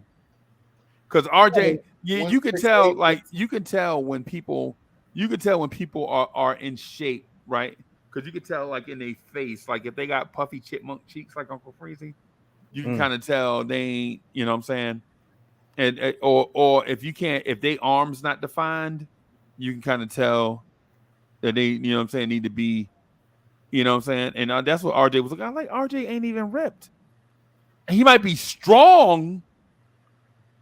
He's solid though. But he's like RJ is solid, but he ain't. We don't need RJ to be 225, 6'6", 225. We need RJ to be like 6'6", 6'7", like 215. Yeah. You're saying he should be lighter? Yeah, because think about it. He is already not explosive, so you want to put on more weight and be less explosive? Mm-hmm. I could agree. Because he did that the windmill dunk he did. Ooh. The windmill dunk he did, the rim grazer. If RJ would have missed that windmill dunk, bro, he'd have been a laughing stock of America. Listen, I said this. Didn't I not say the same thing about Grimes? I said, you think Grimes should lose some weight so he could be a little lighter? I mean, he would still play the same. It's not like he uses his strength that much anyway. How much strength is he using at the 2-guard position? But he does though. Didn't you see him in Summer League when he was going baseline? He took the contact and then made it over somebody else too. There's 2 players that went at him. But how many of those highlights did you see? We saw 1, maybe 2, but you saw 1. Maybe 2. There was another time where he was going through traffic and then he did it up and under. So he expected it to get the contact. So when you expect to get the contact, you kind of brace yourself to absorb that contact, and then you do the up and under and finesse it off the glass with the English. So like you have to have both that strength and the finesse to do those. Subliminal breaking it down, my man. All right, come on. you know your boy used to run point though, so I know. Yeah, man. Hey, teach him, bro. Teach him. Teach man. Him. But I'm just saying that, like you got to be able to absorb that contact. You do that, you lose too much weight. It's like Unc knows he used to be a boxer. You know what I'm saying? That's why there's weight classes. You lose 10 pounds here, you in a different weight class. Unc was a boxer. What's that? Unc was a boxer. No, man, that's what they say. You said what? That's what they say. That's what they say. Yeah. Oh. Yeah, I got and I got some clips on YouTube, but I'll never let y'all find them. I got some clips on YouTube, but I will never let y'all find them, bro. I'll find them, man. I'll find them. You sparring? I got to. You got another what is it? Super chat. That's a super sticker, right, Culley? Y'all got a super sticker, bro. You want me to do that? You want me to do this one? Go ahead. So shout out to my my coworker. Shout out to my coworker when it comes to the songs, J Boogie. My man said, "Good early morning, AM to the AM." Shout out to the chat. Blessings, health, and safety to you all. Target that like button, please. Salute. 3 capital S's. Love, Florence Tears. Bim.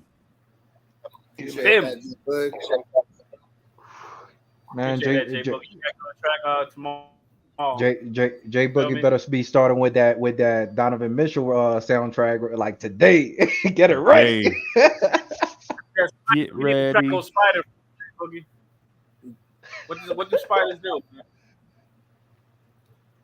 You know what I mean? They bite teenagers. You know what spiders do? They bite teenagers. That's funny. That's pretty ironic. Yes, they bite teenagers. They bite teenagers and give them superpowers. In their web. So yeah, that's what we need to do. We need to trap that. We need to trap Danny Ainge in that web, man, and have him. Have him release Donovan Mitchell, man. Man, it's good with that spider bite, but it just better not be a black widow, bro. Better not be a hobo spider. Yeah. And what's up with all the Marvel comic references in here? Black Widow, biting teenagers. It's Spider-Man. It's Spider-Man.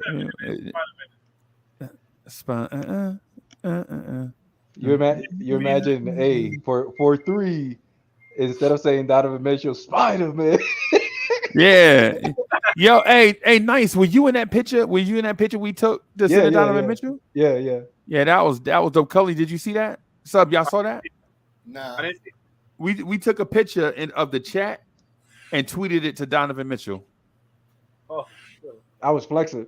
You know, and the funny thing about this, I always said, Leon Rose, I get it. He has connections, quote unquote, yada yada yada. They say one of his biggest connections with Donovan Mitchell, right? They've been saying that since day one. My thing was, I get it that he's a connection, but however, Leon Rose has to go through his bosses to get them in. It's not. I mean, now if he was a free agent, maybe you can lure him over here, but you have to go through his bosses to get him. You have to go through them. Yeah. You know what I mean? You got to go through the headquarters. So it's like, okay, it sounds cute that we can get Donovan Mitchell, but you have to go through headquarters. You have to go through high power to get this man. That's the annoying part about it. Yeah, but you know what's the downside of Culley? since day one, as soon as Leon Rose he came through for the Knicks organization, we just did not have nothing to trade for. So we needed to put ourselves in this position because now we have a multiple first round pick for the X amount of years. We got good talents coming from the rookie. So now we have something to talk about, you know. But back then, imagine Frank Ntilikina, all that, with just 2 or 3 picks. It's like they looking at us like, bro, just sit down. Sit down. Ain't no trade. Ain't no talk about trades. Right. Oh, shout out. One more thing's nice. My fault. Shout out Jay Boogie again. He sent he didn't say nothing, but he sent another $20 super chat platter. We thank you, Jay Boogie. All love on this side. Thank you, family. But yes, nice. Yes. I mean, the thing is, I wasn't expecting him to make the trade when he was first hired. I'm just looking at, because, you know, how often do we hear about guys and the connections? We heard the same thing with Phil Jackson, and these guys would lure guys over here. And, you know what I'm saying? Pardon my language, but it was all bullshit, yo. You know what I'm saying? It was a bunch of BS, yo. These guys, nobody lured nobody over here. So that's what made me mad about it. That's why when I see Leon Rose, I'm like, all right, man, I believe it when I see it, man. And then the first hire I seen was Tibbs. And I'm like, all right, let's see what happens. The only excitement that Tibbs gave me was the fact that he was a real coach.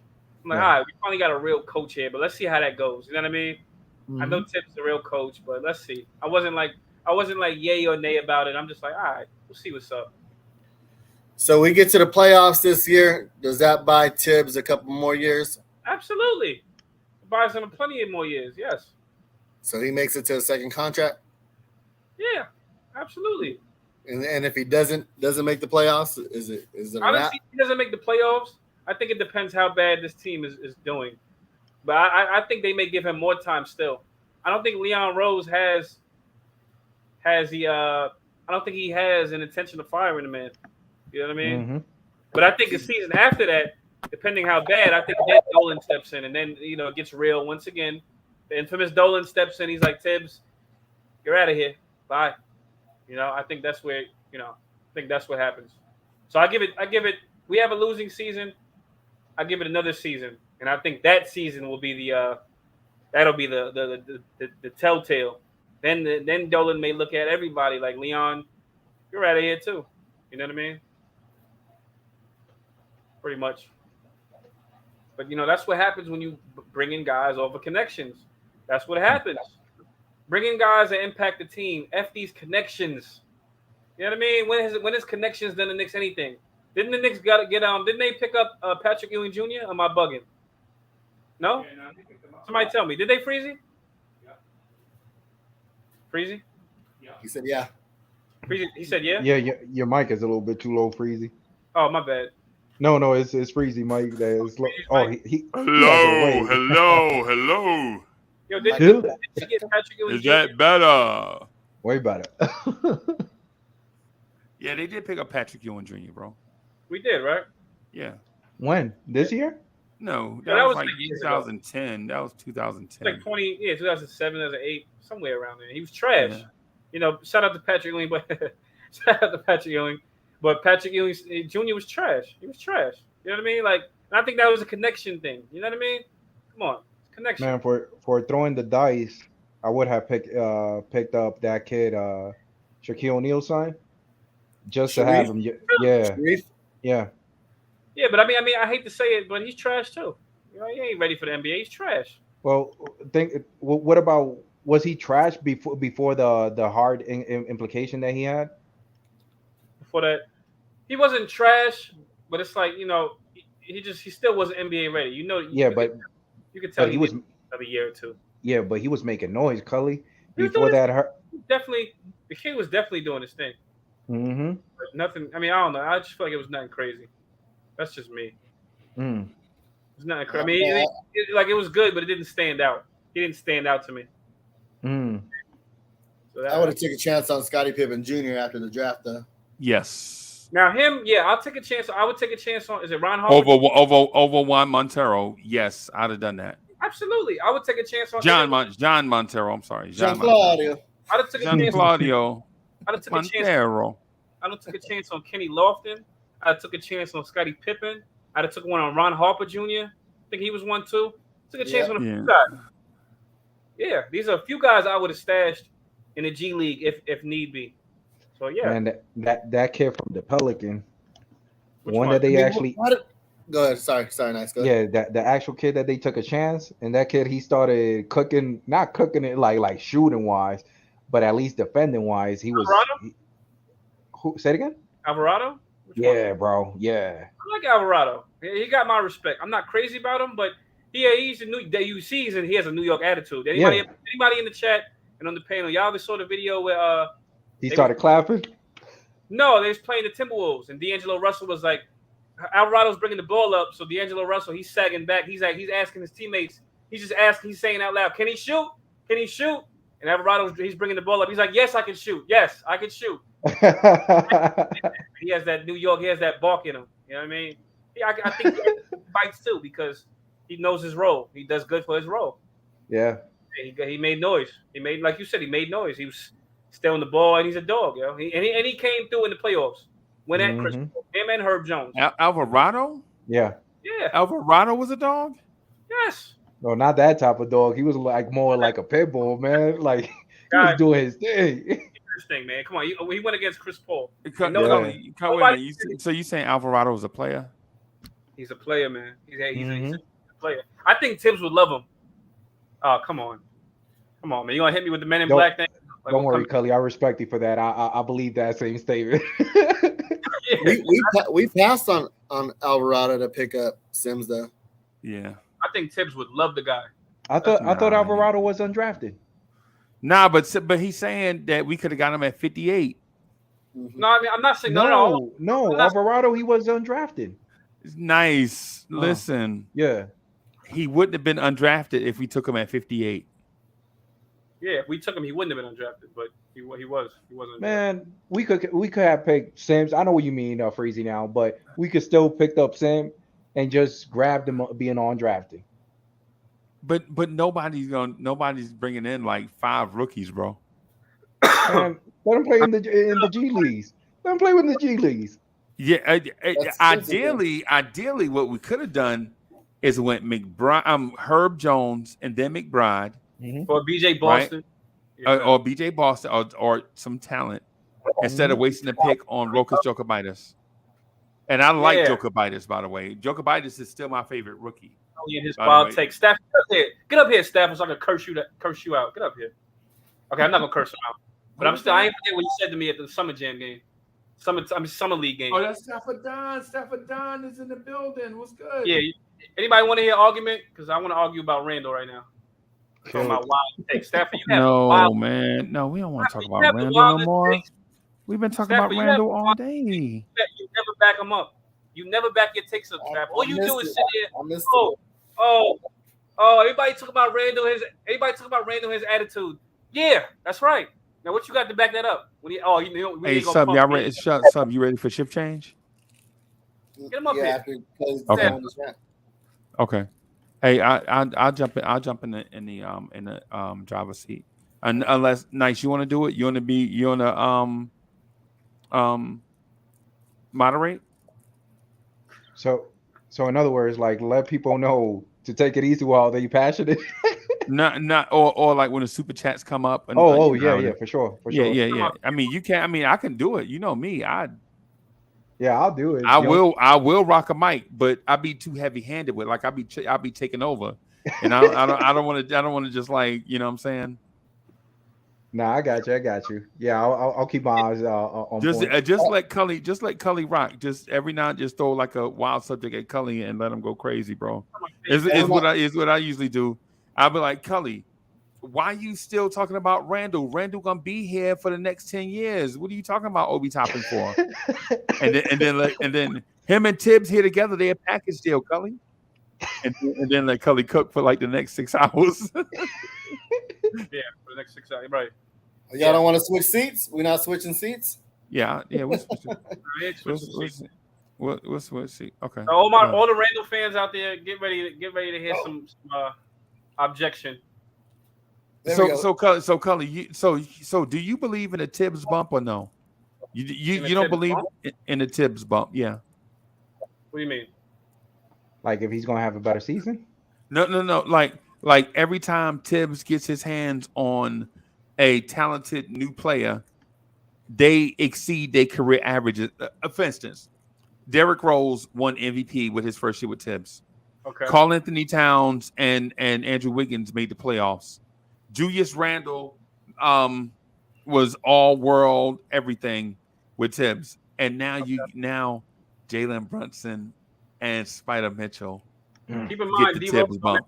Keep in mind, D Rose and Jimmy Butler and everybody was on that Timberwolves team to help Cat and Wiggins. But yeah, just keep that in mind. Yeah, keep in mind Jimmy Butler was about to be a bust before Tibbs. Nah. Yeah. Okay. Did you see Jimmy Butler's career numbers before Tibbs? He came up under Tibbs. You can Tibbs made him into a RJ. I'm sorry. Tibbs made him into that type of player, that 6'7" do it all dude. I get that. He gets his flowers, but there comes a time where coaches they just don't have it no more. I'm not saying he don't have it no more. It's just we see it. It could be the beginning of an end, but we're gonna see. He had a bad year last year. Not as good as your last year. No, they brought in Brunson dad and son to kind of help out with all that. So I think the offense is gonna look a lot different. Yep. You got to give other guys because look, D Rose, granted, he gonna D-Rose, be Jalen Brunson gonna be like Claude from Life. Balls, he ain't working. Hold on. I get it that D Rose was MVP. However, D Rose was an anomaly. Who in the league was stopping that man? Even if he came off the bench, he probably would have lit the league up. The Boston Celtics. No, they couldn't stop him either. I mean, they did. Oh yeah, then yeah. But not individually. Boston couldn't stop them, so Chicago was beating the Celtics in the playoffs. Then no, they didn't. But I'm saying individually, nobody. All right. So Rajon Rondo wasn't shutting Derrick Rose down in the playoffs. No, he was not shutting him down. Negative. I remember when Rajon Rondo had trouble with John Wall. You know what I mean? He would. But we even seen Culley. But we talking about Rondo versus Rose, right? That's what we talking about. Rondo versus Rose, right? That's what we talking about. Yes, that's what we're talking about. Yes. Okay. All right. Yes, and but I'm pulling up numbers now. You know me, bro. I ain't gonna pull them up. Rose was an anomaly, so I mean, you can get like I said. Okay. What about Randle? Was Randle an anomaly? No, for that one season. Yeah. What about Karl Anthony Towns and Andrew Wiggins? Were they an anomaly? No, because that happened to two players in one season. But look who surrounded them, and did it happen ever again? Yeah, the surrounding players were Gorgie Deng, Jeff Teague, and Taj Gibson. Okay, Jamal Crawford, you forgot him. Josh Okogie, who's still there, right? Who else? Josh Okogie didn't get there till the season Tibbs got fired. Did he? Okay. Did they have Covington? No.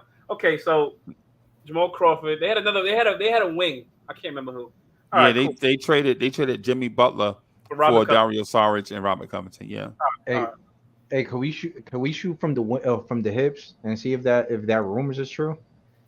Money 821 just put out saying that Obi Toppin unfollowed the Knicks on Twitter. Wait, what? What'd you say? Nice, my fault. Yeah, he put out that Obi Toppin he unfollowed the Knicks on Twitter. Man, that's funny. I mean, there can only be one cause of that, or maybe he just doesn't want to see anything anymore. Who knows? Nah. Oh, shoes. Whatever. What if he never had the Knicks in his bio? That's false. Yeah, I mean, false. He's still following the Knicks. That's Twitter. I don't really follow Twitter. I don't really. And he never had anything in that bio line. No, we checked that. We checked that at 2:00. Yes, we did. And we checked the same thing for Grimes. It's the same.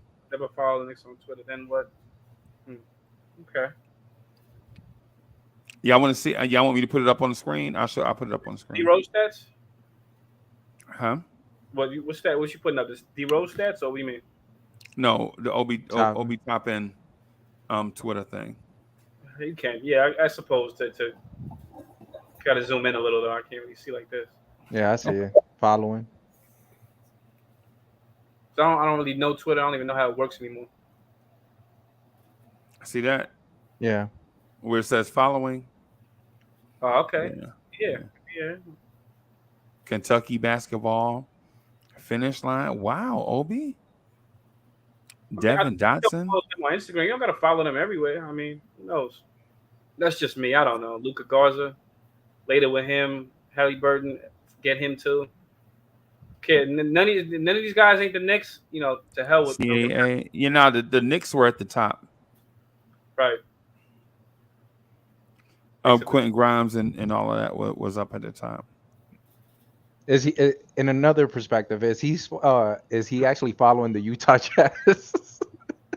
I don't see it. That's why I'm scrolling down now to see if Donovan Mitchell's following the Jazz. He probably still is. I think he'll always have love for the Jazz. You following John Morant? Okay. Yeah, G Herbo. Oh, he following G Herbo. He got taste. He following G Herbo. Okay. Joey Gruden. Okay, I don't know. The Jazz players. Yeah, I don't really pay attention. Marty. I thought that said Marty Collins. I'm like, where the hell he been at? Allen Iverson. Oh, Maura Collins. Maura Collins. Okay, yeah, I said Marty first. Obadiah. Oh, that's his pops, probably. Yeah. Yeah, that's right. His pops. Okay. All right. Obi, for the record, bro, you need to make this private. Kai Jones. I don't think Obi cares. I mean, I don't know. I wouldn't care about no Twitter. Oh, Obi is an open book, man. He be smiling. I see that. So let me ask y'all. Nice. So I know you're on board with the D Mitch move. So how far do we make it? Nice. Hypothetically, if we make the move. Man, man, that's the thing, bro. That I feel like the ball's not gonna stop there. But how fast is the next player is gonna be here? Because at this moment we in the predicament that we just don't know if this is it. If this is gonna be it for this year, and Donovan Mitchell, Brunson, what's his name, RJ Quickly and Randle, and yeah, if we have that right now, I'm seeing us at least getting the, how do you call this thing, the play-in. Nah. We gonna be let's say either if we make the play-in or we go to the postseason just by default, we gonna get the first round. I don't know nothing about. I'm not gonna go far and say the second round, but I just feel like if you think that Donovan Mitchell was special, by him playing in his home where he wanted to play since day one, is gonna be different. Right. No, I could agree. I think he wants to be a Knick. And I think if Knicks make playoffs, I think Knicks could be they're saying, how Styles make fights. I think the Knicks I don't know. That's when the undersized guard stuff would come in, but also that'll be hell for other teams. Because I think Jalen Brunson and Donovan Mitchell could be hell for other teams. Culley, but I have a question for you. Seeing the West, who actually predicted Dallas beating the Suns? Nobody.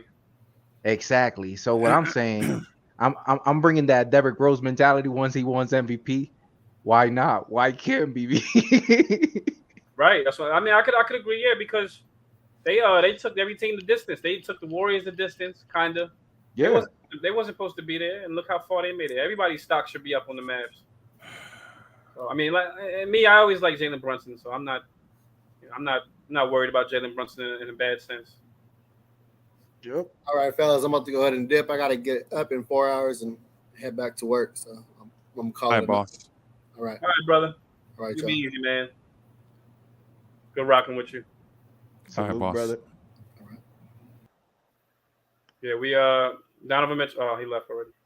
So in other words, the whatever rumor that they put out is false.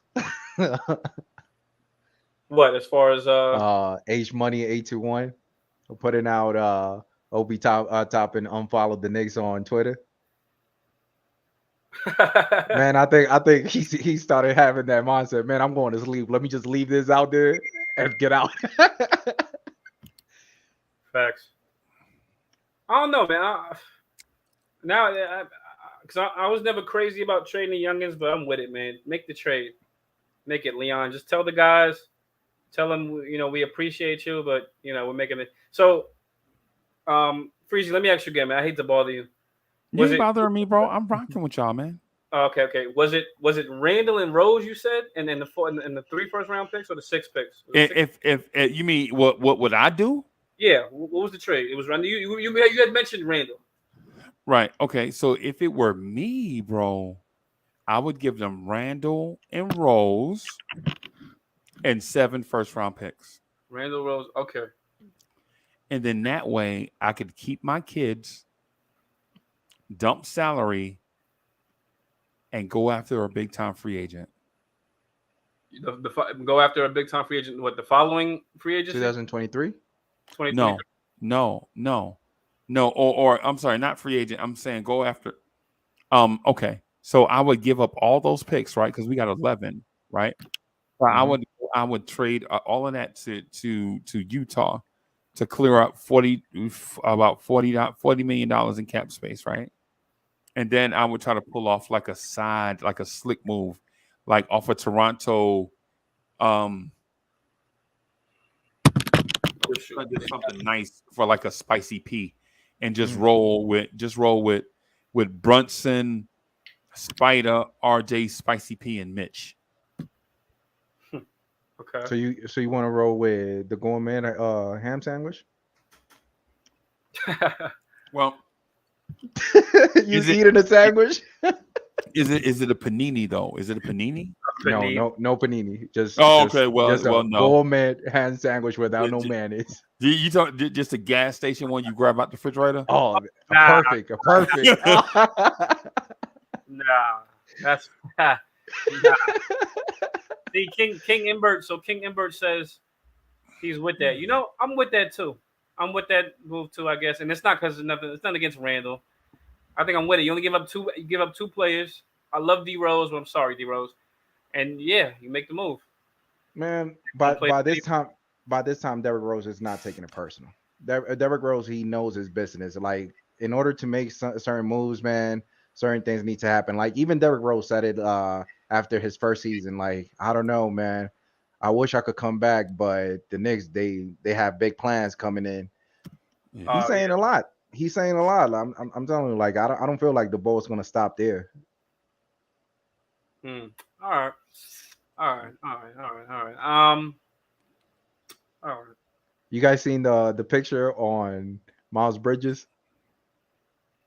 What picture? Oh my God, they destroying him. They saying Charlotte is giving Miles Bridges a contract, 11 years in jail or something with him like going like this strong or something like that with a county suit and with freaking cuffs. I'm like, damn, they wilding. They are wilding. This guy really shot himself in the foot with that one, yo. Yeah, and see, I ain't even, you know what I'm saying? Like, yo, stuff like that, man, I really don't be for at all, bro. Yo, you an NBA player. Bro, you an NBA player. Girls are throwing themselves at you, man. And you get one and you got to beat her up every day? Every day you beating her up? That was his wife, right? Yeah, come on, bro. I mean, every day? Granted, if it was NFL, God would have still got signed. But I was just throwing that out there. Man. But I'm just well, it takes one team. One team.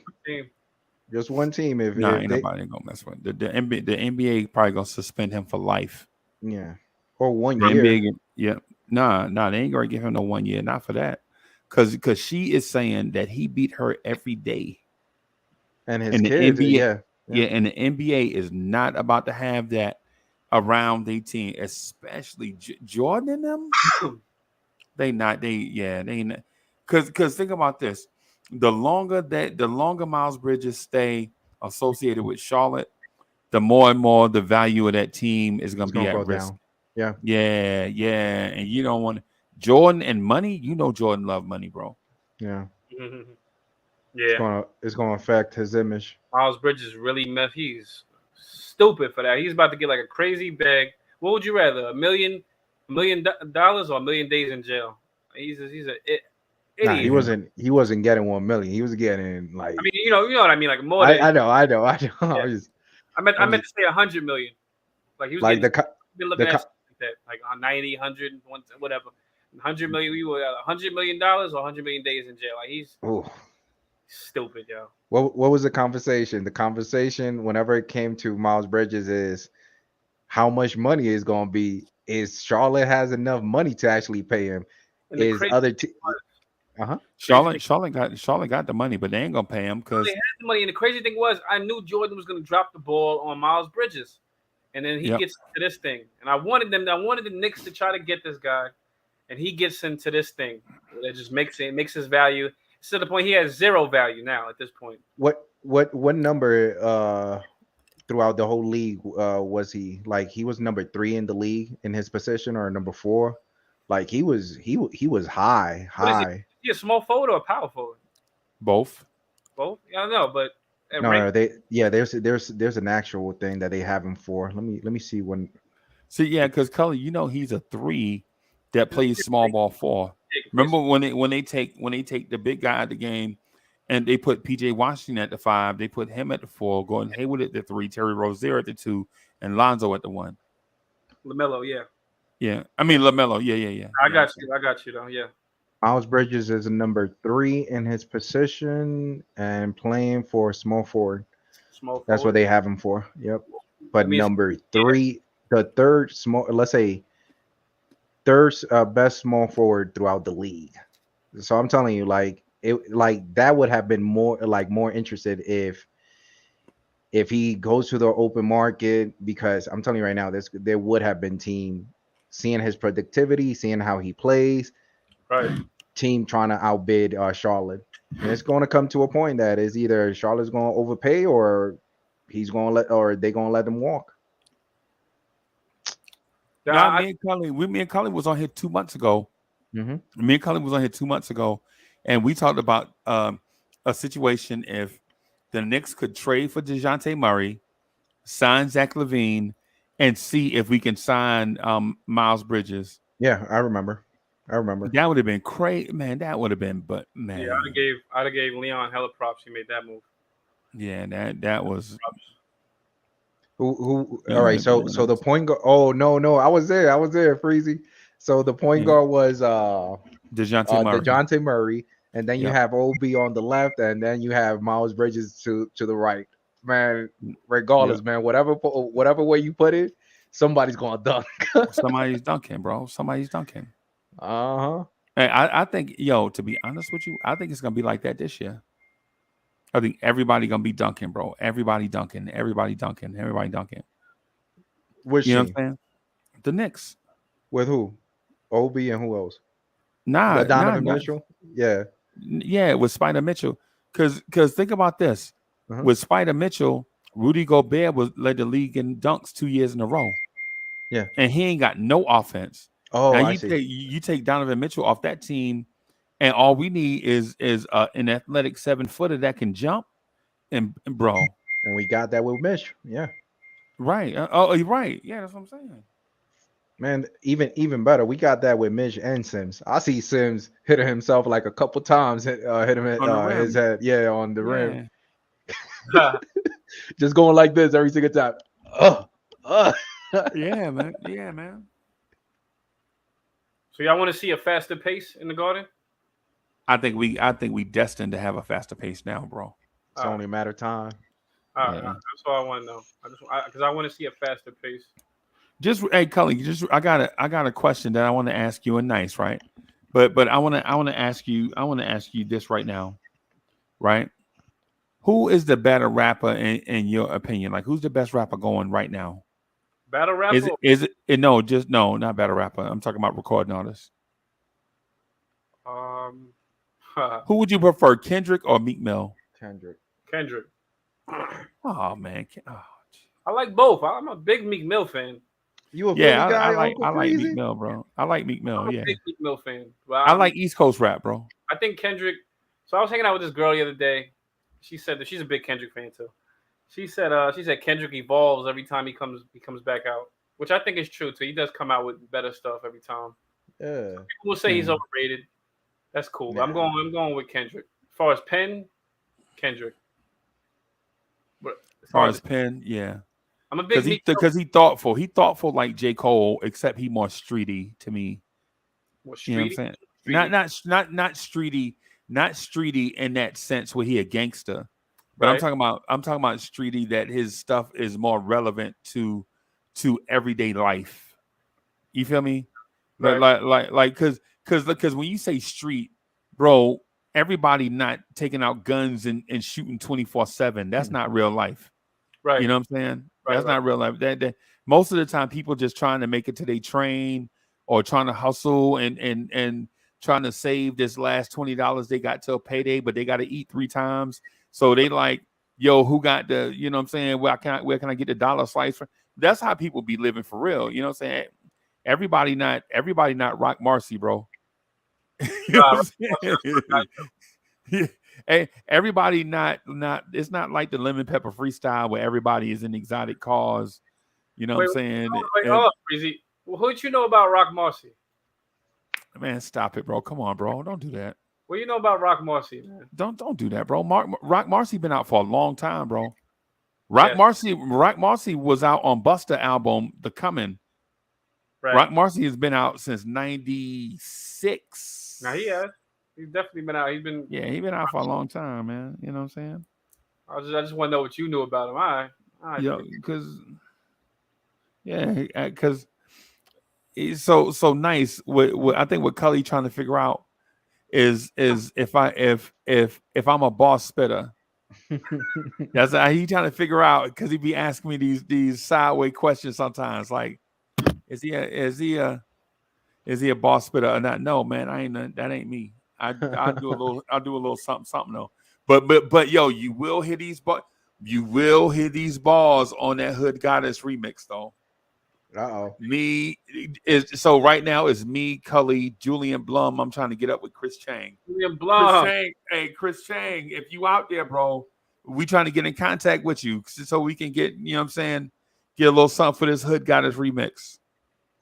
That's what what's his name got that intro. I don't want to blow him up, but I'm not gonna leave. I'm gonna leave it alone. People know. I'm not gonna. I don't want to blow him up. Forget it. Somebody has a Rock Marcy intro though in the Knicks community. I don't want. Crazy. People know. People that know. If you know, you know. Spit some bars real quick. Who you want to hear bars from? King Imbert? From Freezy? Everybody say Freezy. You know, y'all know that's Freezy in the intro, right? Not only playing. No, that ain't me. That's my man. Freezy never takes credit for it. He says that's not him. Yeah, that's my man. He spit that that native tongue type flow, that woke flow. He spit that woke flow. Okay. You know what I'm saying? I don't spit that woke flow. Man, it will be nice that once Donovan Mitchell is already a certain thing, the news came out, ESPN, NBA TV. You also have a soundtrack for Donovan Mitchell. I wish that all the panel has a Donovan Mitchell going on blast, so that people they look like, damn, they treating that player like that. Yo, you know me. I'm gonna do Spider intro. You gotta call it Spider, yo. It gotta be. I'm gonna do Spider intro. I'm gonna walk in the garden. You know what I'm saying, with the lights moving everywhere. Man, it's gonna be people, instead of going there with the shop. I'm gonna look at Donovan and be like, yo, I'm the Ghost Rider. Ride with Spider. Every line I say, you know what's gonna be fire. Yeah. Them. There you go. Oh, wait. Off the top of the dome. Wait. Oh, okay, I'm about to say you can't be predictable, Freezy. Come on. Now I know that. That's why I ain't say it. I didn't. What? Did I say it? Did I say it? No, you didn't say it. Okay, I stopped right there. Culley and me was on the same board. Like, you reading it? All right. The ham sandwich. Yo, Gregory Castillo talking about the ham sandwich freestyle. The ham sandwich freestyle. You know what I'm saying? Yeah. You're supposed to give him a splinters. You're supposed to give him a splinters. You're supposed to give him a ham sandwich. You got to give him a. We was been supposed to do the splinters joint, bro. This is like going into like year 2. So if the Knicks won the Knicks won summer league, we would have had a freestyle for that, right? Yeah. That would have definitely been okay. Yeah, we'd have definitely. And it's blazing hot out now because it's summertime. So you could have used something with the Trailblazers. I don't know. I'm just making that out there. Or for the smokers, we could have really done something with the Blazers. Blazing. Chris Chang. Chris Chang. I'm sorry, Chris Chang. I ain't blowing you up, but you know. Chris Chang. Is Chris Chang in the chat? Is he in the chat? Nah, Chris Chang ain't in the chat, man. He showed up the other day, right? And that was the last we saw him. I haven't seen Chris Chang in a year. I don't know why, but he said I'm rapping like Charlie Clips. Okay, a little something, bro. I do think if I'm in IRL though, bro, them dudes, all that touching, bro, you know what I'm saying? URL. I'm sorry, URL. URL. If I'm in URL, bro, all that touching, bro, you trying to put. Yeah, all that. Nice. They be like poking, like trying to. They be all in your face, and some of them. Yeah. Man, I'm just going a little bit too ahead of myself, visualizing. Instead of seeing the Knicks fan with that shopping bag over their head, seeing pretty much a lot of Knicks fan with the Spider-Man mask, like just waiting on him dunking. Nah, hey man, child, Soto ain't going to Toronto, bro. Soto coming to the Mets, bro. Toronto ain't gonna give up all of that. They ain't gonna give up their whole young core for one dude. That'll set them back like 5 years. Yes, they will. Yeah, that'll set them back like all that young talent, Bo Bichette, Kevin, Biggio, and all. Man, they ain't giving up all of that for no Soto, bro. Is Soto conversation heating up with the Mets? Yeah, well, it heating up with everybody. I don't think they're gonna trade him ultimately, but it is heating up though around the league though. Because Culley, I will tell you what I would do though if we gotta trade Randle, right? So if we absolutely have to trade Randle, like if it's just a thing where it's irreconcilable differences, right? Okay. Then I gotta see if I can get a hero to go with my ham sandwich. So we'll be eating every night, bro. We'll have a ham sandwich and a hero. All right. No, I'm just thinking about it. That's why. You don't like Hero coming off the bench? Who? Hero. Tyler Hero? Yes, I said Hero. Man, I thought that you were talking about like a gourmet sandwich, like. Family, no, bro, no. It's double entendre. This is a hip hop thing, bro. You know, you say one thing and it always may have multiple meanings. Tyler Hero. You don't like Hero? I like Hero, but it's Spider-Man is in New York. Let me look at his stats before I say something. Am I crazy about him? No. Yeah, I'm not crazy about him. There was trade talks for Duncan Robinson. I'm glad they quieted down with that too. I'm like, you gotta be kidding me. You got Duncan Robinson, bro. Come on, man. You talking about Grimes or Cam Reddish for him. I'm like, you gotta be effing get out of here. Come on, man. Yo, let's be real, bro. What's worse than that was somebody had the nerve to say, "Oh, I would trade a first for Reggie Bullock." I wanted this. Oh my god. What kind of first was it? Is it like a 2052 first round pick? No, not only that, Freezy. They said they would give up Deuce and a first. You gotta be kidding me. Are you shitting me? I was pissed. Come on, bro. Come on, yo. I was pissed, yeah. He's like, "Oh, I do it right now, man. He was good for the Knicks when he was. I get it. He was solid. He was a good role player. Am I trading first for him though? No. People be out their mind, man. I'm getting hungry talking about all these ham sandwiches as well. Right now, that's what I'm saying, bro.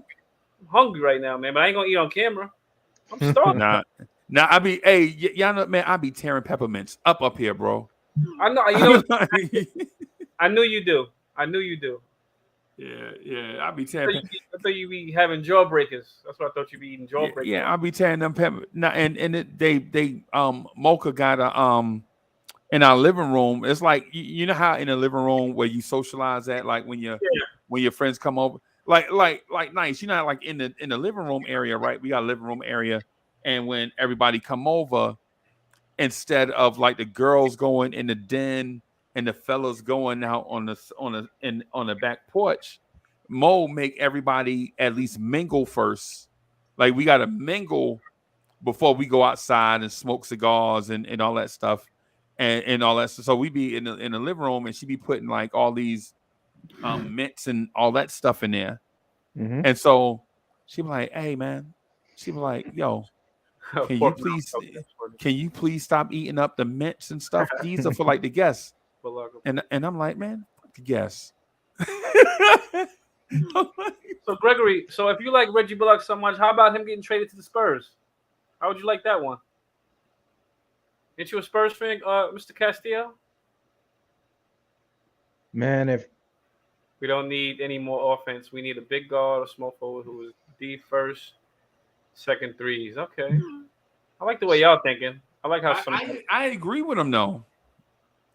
I think we need another jumbo guard. No, right? No. Yeah, but look, but Culley, hear me out on this. I'm not talking about like a I'm talking about like a Michael Carter Williams. Michael Carter Williams, right? Like a big guard that's not gonna be in the way. He gonna play spot minutes. If the matchups get terrible, all crazy out there, like Sean Livingston was for the Warriors. Mm. You remember how Sean Livingston was for the Warriors? If we have a guy like that on this team now, Tibbs is gonna fall in love at first sight. But okay, so what? He only gonna play like 8 minutes. But how can you say that though with the coach we have? Tibbs is not gonna sign Jalen Brunson and trade for Donovan Mitchell and then sit them on the bench and play Michael Carter Williams, bro. Come on, don't do that. I'm just saying. Don't do that, bro. And I know what you getting at. You like, well, ain't he gonna get away in the way of the kids? No, Derrick Rose is in the way of the kids, bro. Where's Michael Carter Williams at now? He probably a free agent. He probably in Trinidad right now. Probably doing the same thing we doing. You got a show? Yeah, Probably on the podcast right now. Yeah. All right. So he's at home. Yeah.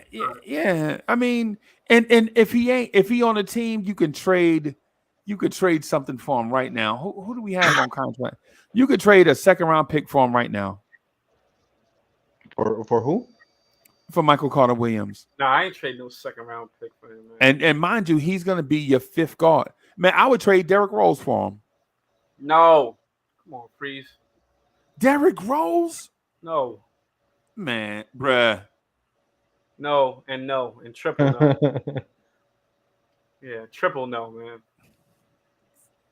I like the other hypothetical trade. Hey, Todd Barbie told me he like yeah, I'm about to lie on Todd Barbie on national TV. Let me I'm gonna lie on Todd Barbie on national TV. Todd Barbie told me he liked Dennis Schroeder. So somebody did say Dennis Schroeder in the chat. I seen him. Saw it before. Oh, you know what? Let me Culley, let me put the link in the chat, bro. I'm sorry. Oh, I can put it. Oh, okay. You gonna put it? Go ahead. Yeah, I'm getting hungry, man. I might get some chips or something, man. I don't know. It's a lot of talk about ham sandwiches. Even though I don't like pork. Yeah. Hey, what? Egg and cheese, turkey bacon. What happened to Dennis Schroeder? Nobody in the league wants. No, I'm only playing. Was he on the Rockets last? Boston to Houston, I think. I forgot the Trinities is in the building. What's good? The Trinities is in the building, bro. He's not in Trinidad. That's funny. He called me Pork Mouth Culley. That was funny. What's the name? Wasn't he? Yeah, I think the Daniel Tice trade. They brought Daniel Tice back, I think, and that was they shipped off Dennis Schroeder. Wow. Would you consider Romeo Langford? No. Me either. Okay, good. We're on the same page. Yeah, me either, man. I ain't going to do that. I think I'm good on Romeo Langford. Yeah, as far as like a big guard. Yeah, and I'm talking about a big combo guard. Like if we go up like that mismatch. Remember you said if we make the playoffs, the size might be a problem.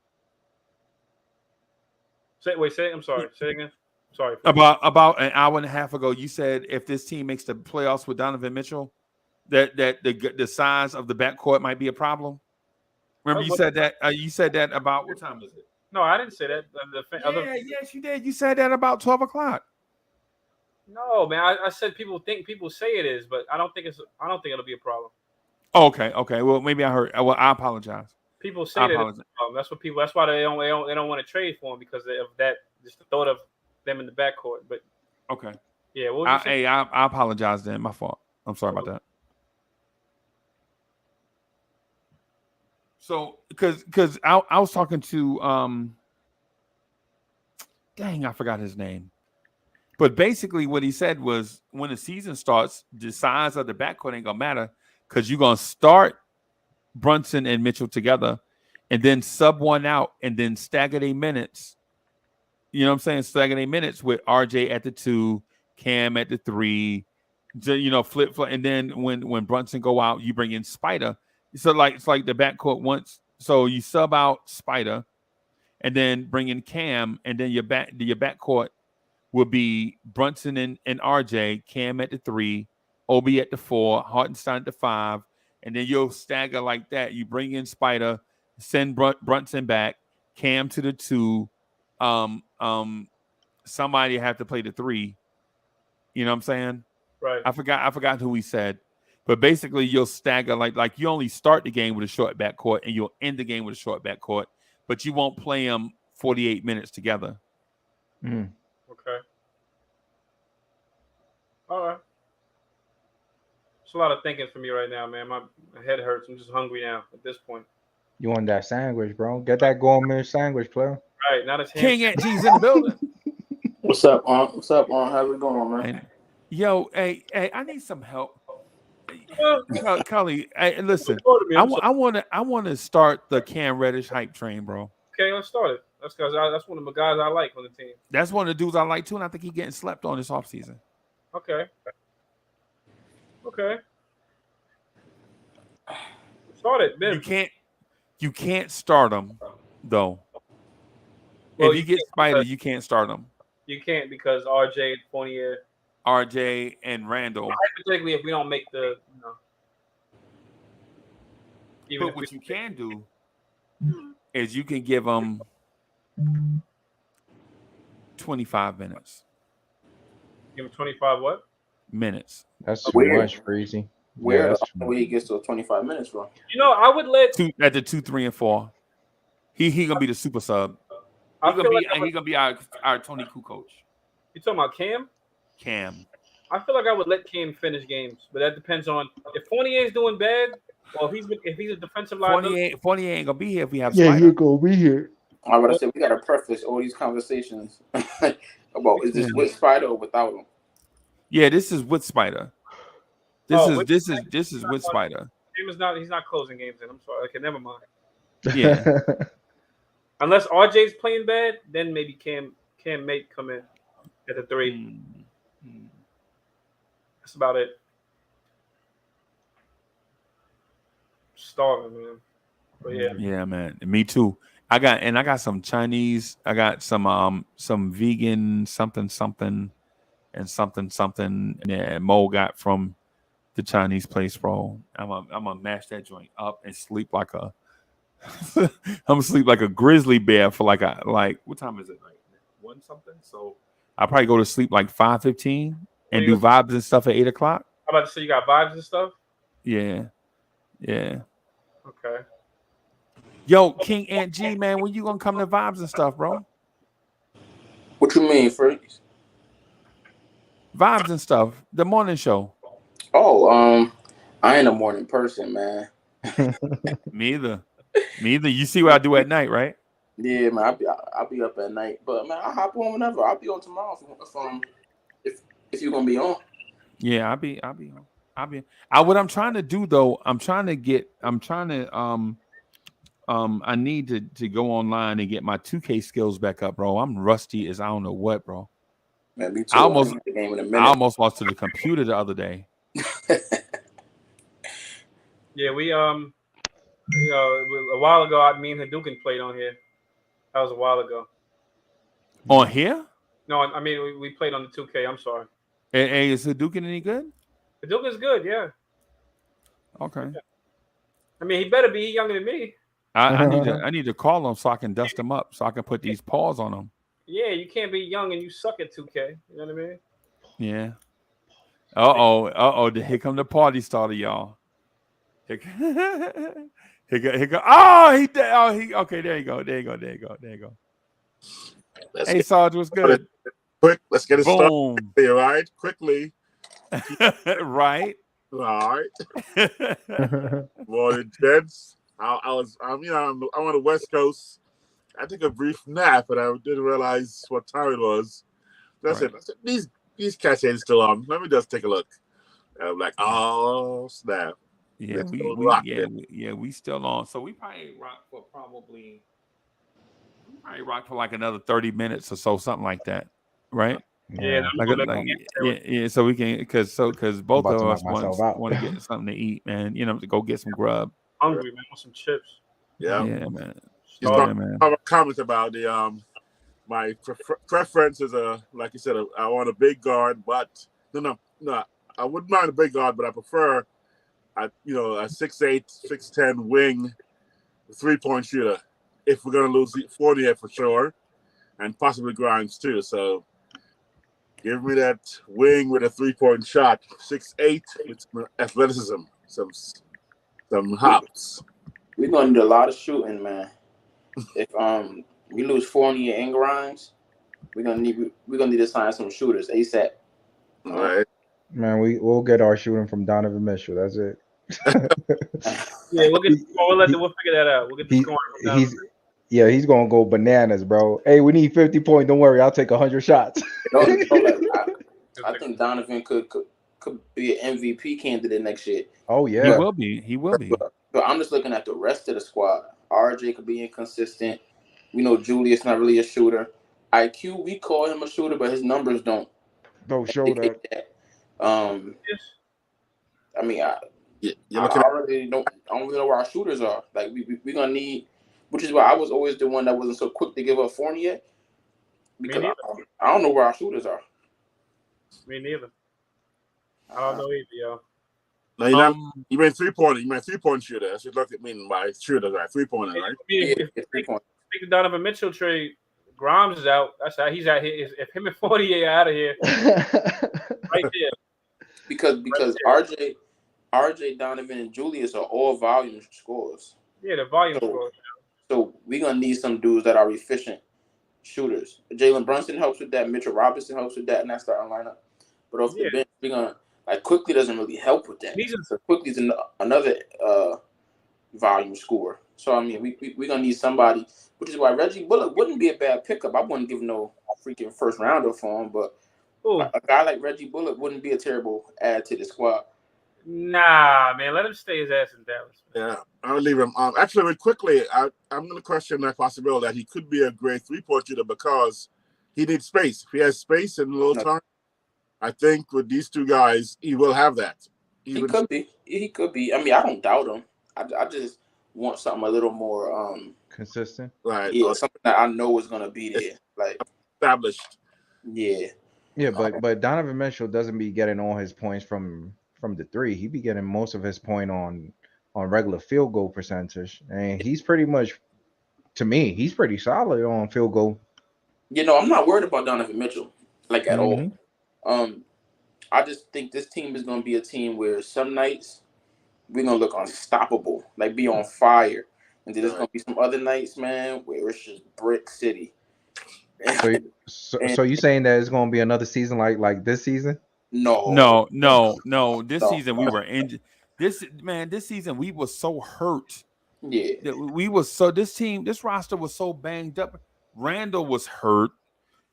Grimes was hurt. Cam was hurt. RJ was hurt. Noel was hurt. Rose was hurt. Kimba was hurt. I mean, you talking about what, 8? You talking about 8 dudes out of 15? Yeah, we had a lot of injuries this year. And then not to mention COVID protocol.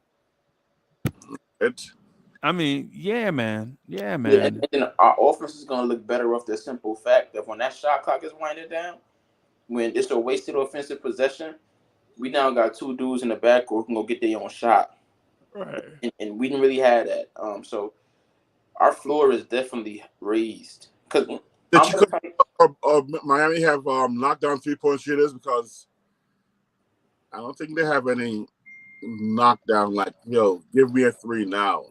Right. That's what I'm saying. So what type of shooter are you looking for, Sarge? Now I'm looking at a Fournier with with some more athleticism and defensive skill. So you looking for a league MVP? Right. Klay Thompson. I'm looking for Ray Allen. That's what I'm looking for. Because I was gonna say, attainable guys that are in the top 20 in shooting: Patty Mills, Nicholas Batum, Mike Conley, Grayson Allen, but they're not giving him up. Buddy Hield. Buddy Hield's not in the top 20 though. Oh, okay. If for some reason the NBA league has like just 1 year suspension on Miles Bridges, man, I'll get Miles Bridges. I ain't touching that dude. I'll get him in a heartbeat. The Knicks and the Miles Bridges marriage in the media. No. Can't do that now. Man, we already mad that ESPN slander us anyway, bro. That'll be disgusting. Yeah. What about a Josh Richardson though?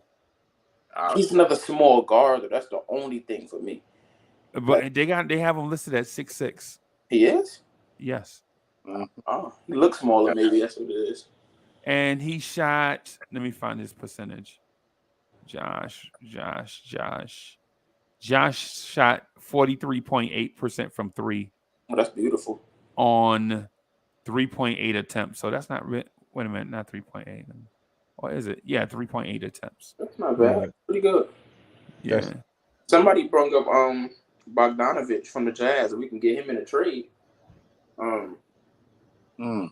That's a guy that's the type of guy that can sneaky become like one of our better players. It's still a lot of minutes.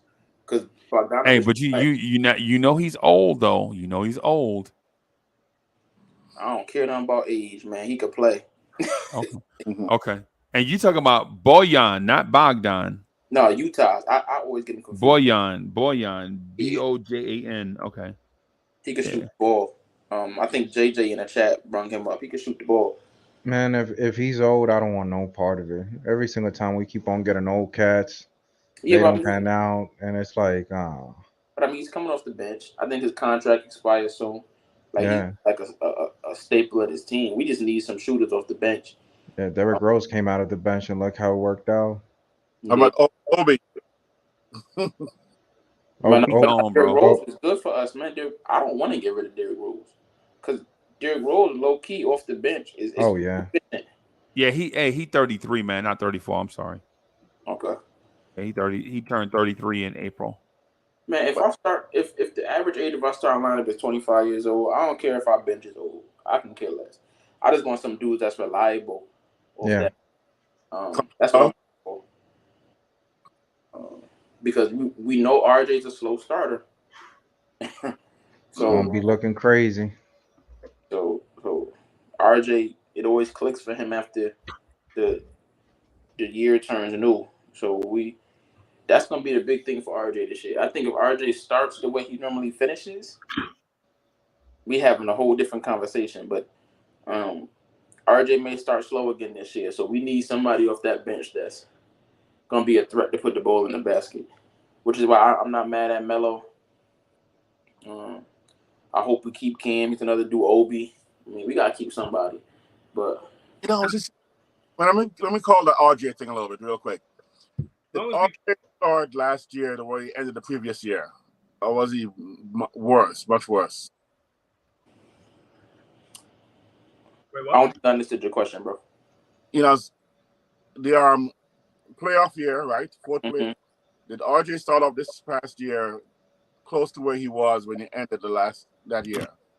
I think it might be worse. No, yeah, RJ always starts off bad, man. Like I don't think it's been 1 year he's been in the league yet where he started off like clicking.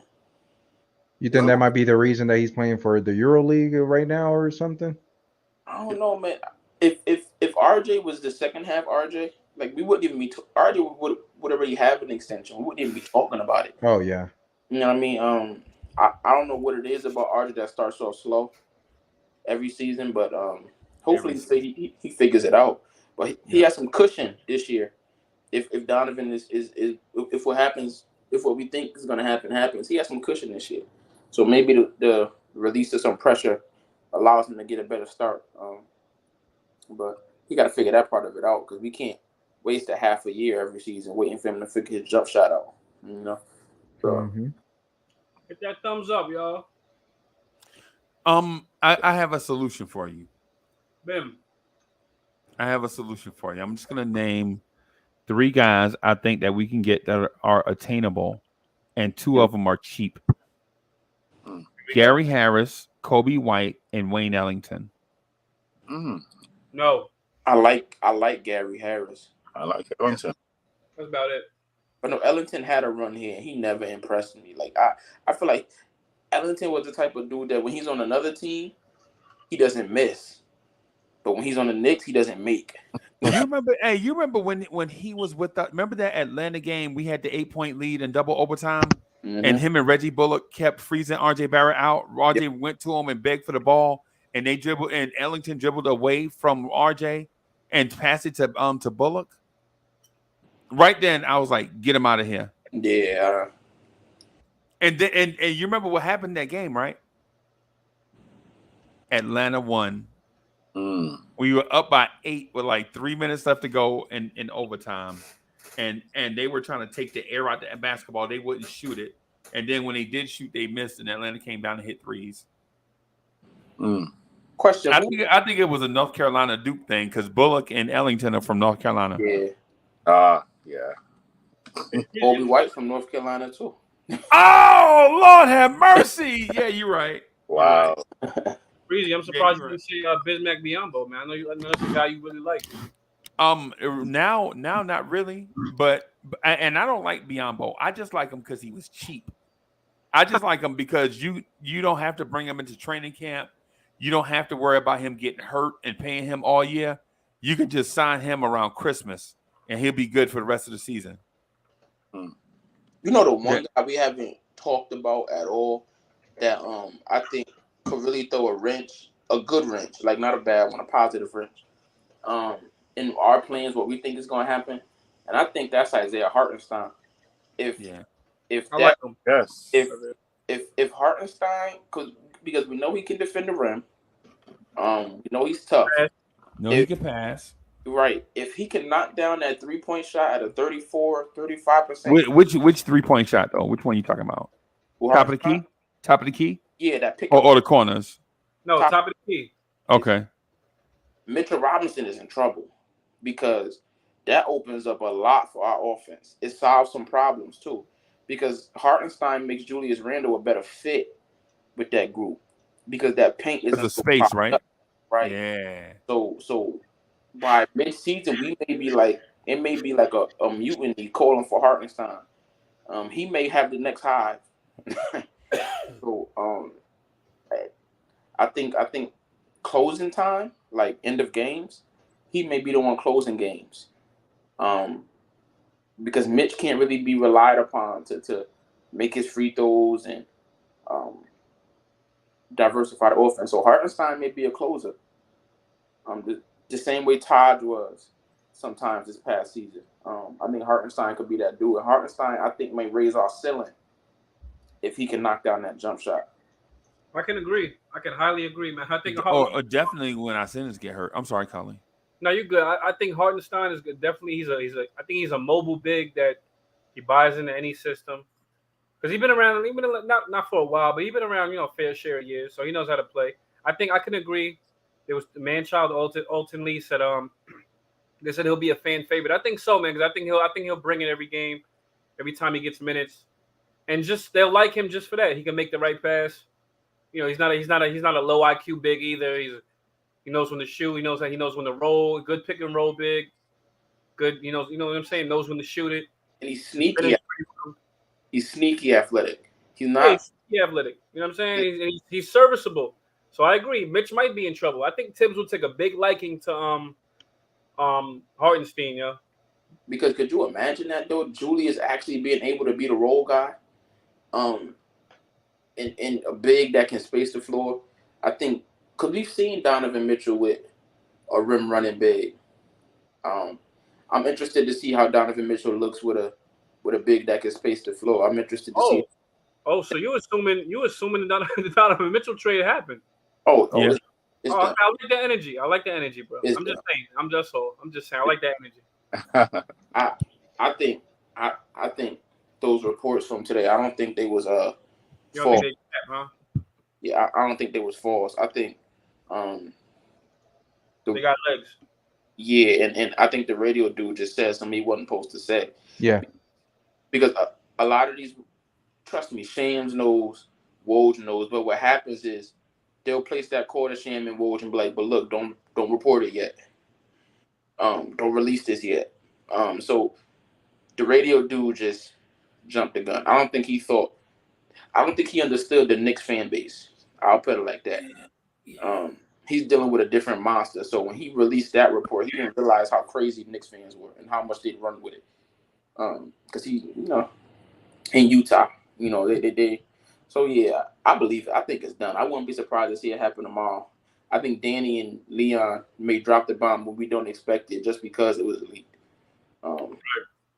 So it's gonna happen. It's gonna happen. I'm gonna find out from one of my friends that's not a Knicks fan that the trade happened. With David Zenon, the trainer. The trainer, yeah. Earlier tonight, he posted, "Man, God is good" in all caps. He's tapped too. Yeah, so man, it's too much smoke. It's too much smoke. And nobody actually came out and denied it. Nobody actually could deny it. Yeah, nobody. Mm-hmm. Yeah, that's true. Like, I don't see why. And that's where the confidence comes from. I just don't see why not. I don't see why it wouldn't get done. So everything lines up. Everything looks like it's going to happen. I don't think it's going to be weeks. Like every Knicks trade ever has happened on a Friday. It's just the clock just ticked to Friday. So Spider. Hey, how do y'all like Bo Cruz? Bo Cruz. I'm not what his game. Is this some type of a joke? Now, man, you want me to say how do you like Juancho Hernangomez every time? Oh yeah. No, he's actually not bad. He's a good shot blocker, right? He's a wing. Yeah, I thought he was a good shooter. You thought he was what? I think he kind of slick, bro. I don't think he is a big stiff dude. I think he's more athletic than his brother. No, he's kind of like a more athletic Andres Nocioni, I guess. I don't know, but he's is he a 3-year-old? Like a more athletic Andres Nocioni, I guess. Wait, huh? Dre, you got YouTube playing? Oh yeah. My phone. Let me turn it off. Only reason why I would say no. Dre, you got YouTube playing? Oh yeah. I think if we bringing in Bo, that means Obi is gone. So, huh? I said I think if we bringing in Bo, that means Obi is gone. So yeah. I think Obi gone, bro. You think so? Regardless, Breezy? Huh? You think he's going regardless? Yeah, I think he's gone in the Spider trade. Spider trade? Yeah. I think Obi is in a hold up. Bo Cruz? I got a question. What are the odds that you think the trade is a 3-team trade instead of just the Knicks and the Jazz?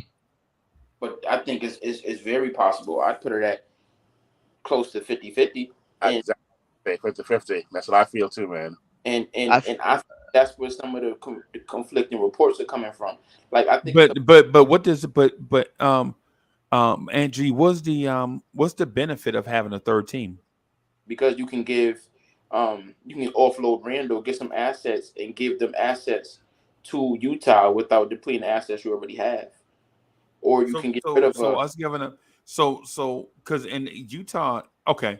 So if you give up Randle to the third team, who would that third team be? LA, the Lakers. LA, I heard about that one. The Lakers, or what would the Lakers give us? The Lakers send us Westbrook and a first rounder, and we. No. So that means that. So in order for us to get Westbrook, that means we got to part with Fournier, Rose, and Julius. Yes, but we're parting with Fournier and Rose anyway. Julius, we would just be parting with Julius to keep Obi. No. I'm saying to make the money match, right? Because Donovan Mitchell makes $30 million and Westbrook makes $47. So you gotta get upwards within 5% of $77 million. Right, and if I'm believing correctly, getting rid of Fournier, Rose, and Randle makes that possible. If Randle takes his kicker,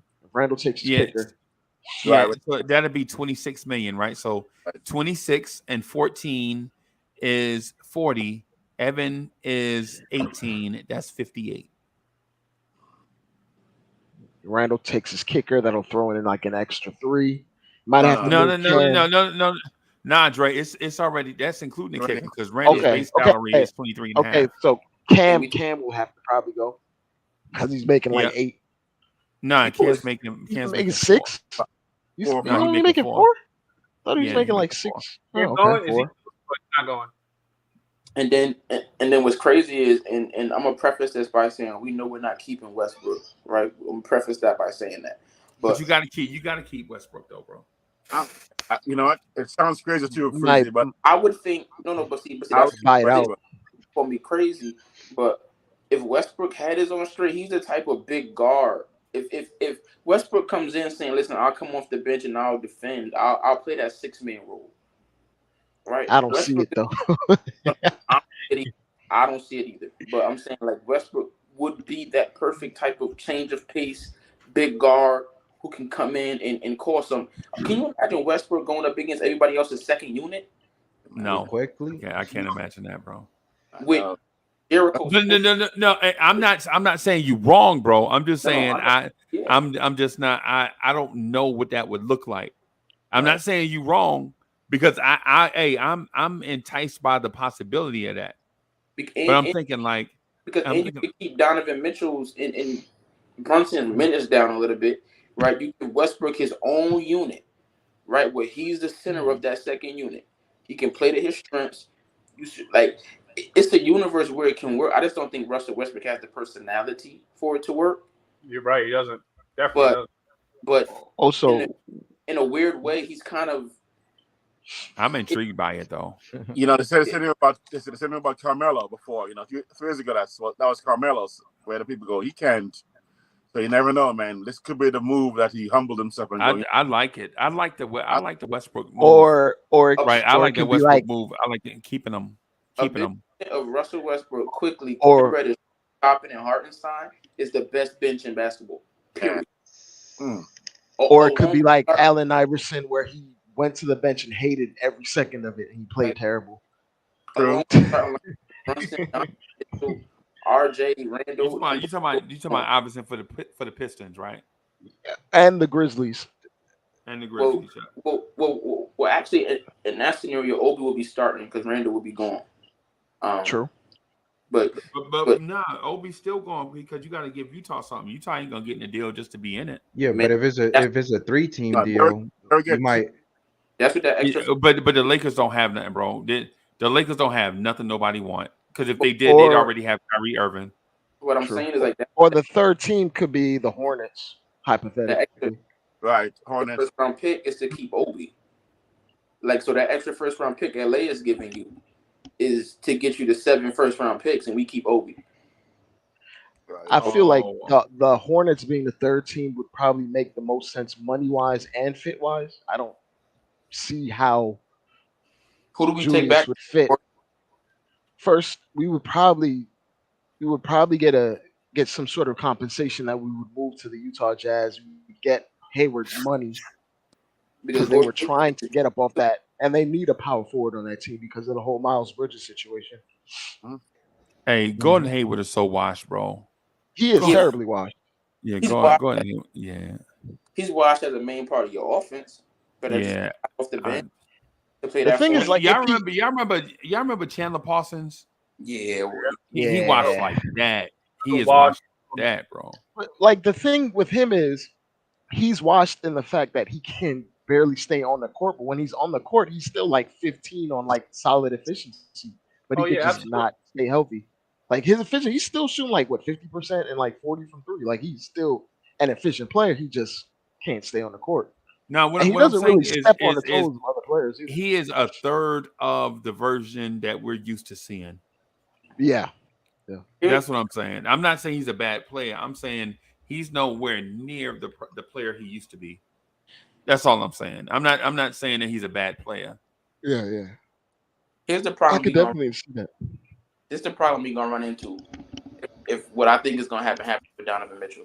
Right, we're gonna have a starting lineup with a bunch of really good players, but that may not be championship caliber lineup quite yet, right?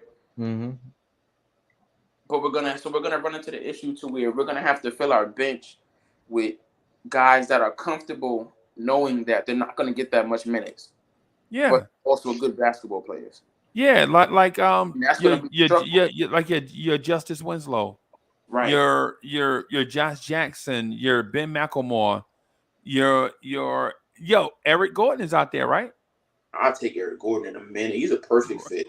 Right, that's what I'm saying. I think whenever his contract situation gets sorted out, he's gonna go right to the Sixers, man. Eric Gordon is a perfect fit. That big guard off the bench. Daryl Morey is still like kind of trying to terraform that team into like some sort of he would fit version with of the Rockets that he had before. Like the only thing though is you can't add Eric Gordon to Matisse Thybulle, Tyrese Maxey, and what's the other guard they had? Shake Milton. Man, Eric Gordon is 121.4 on defensive rating. Terrible. But I'm saying that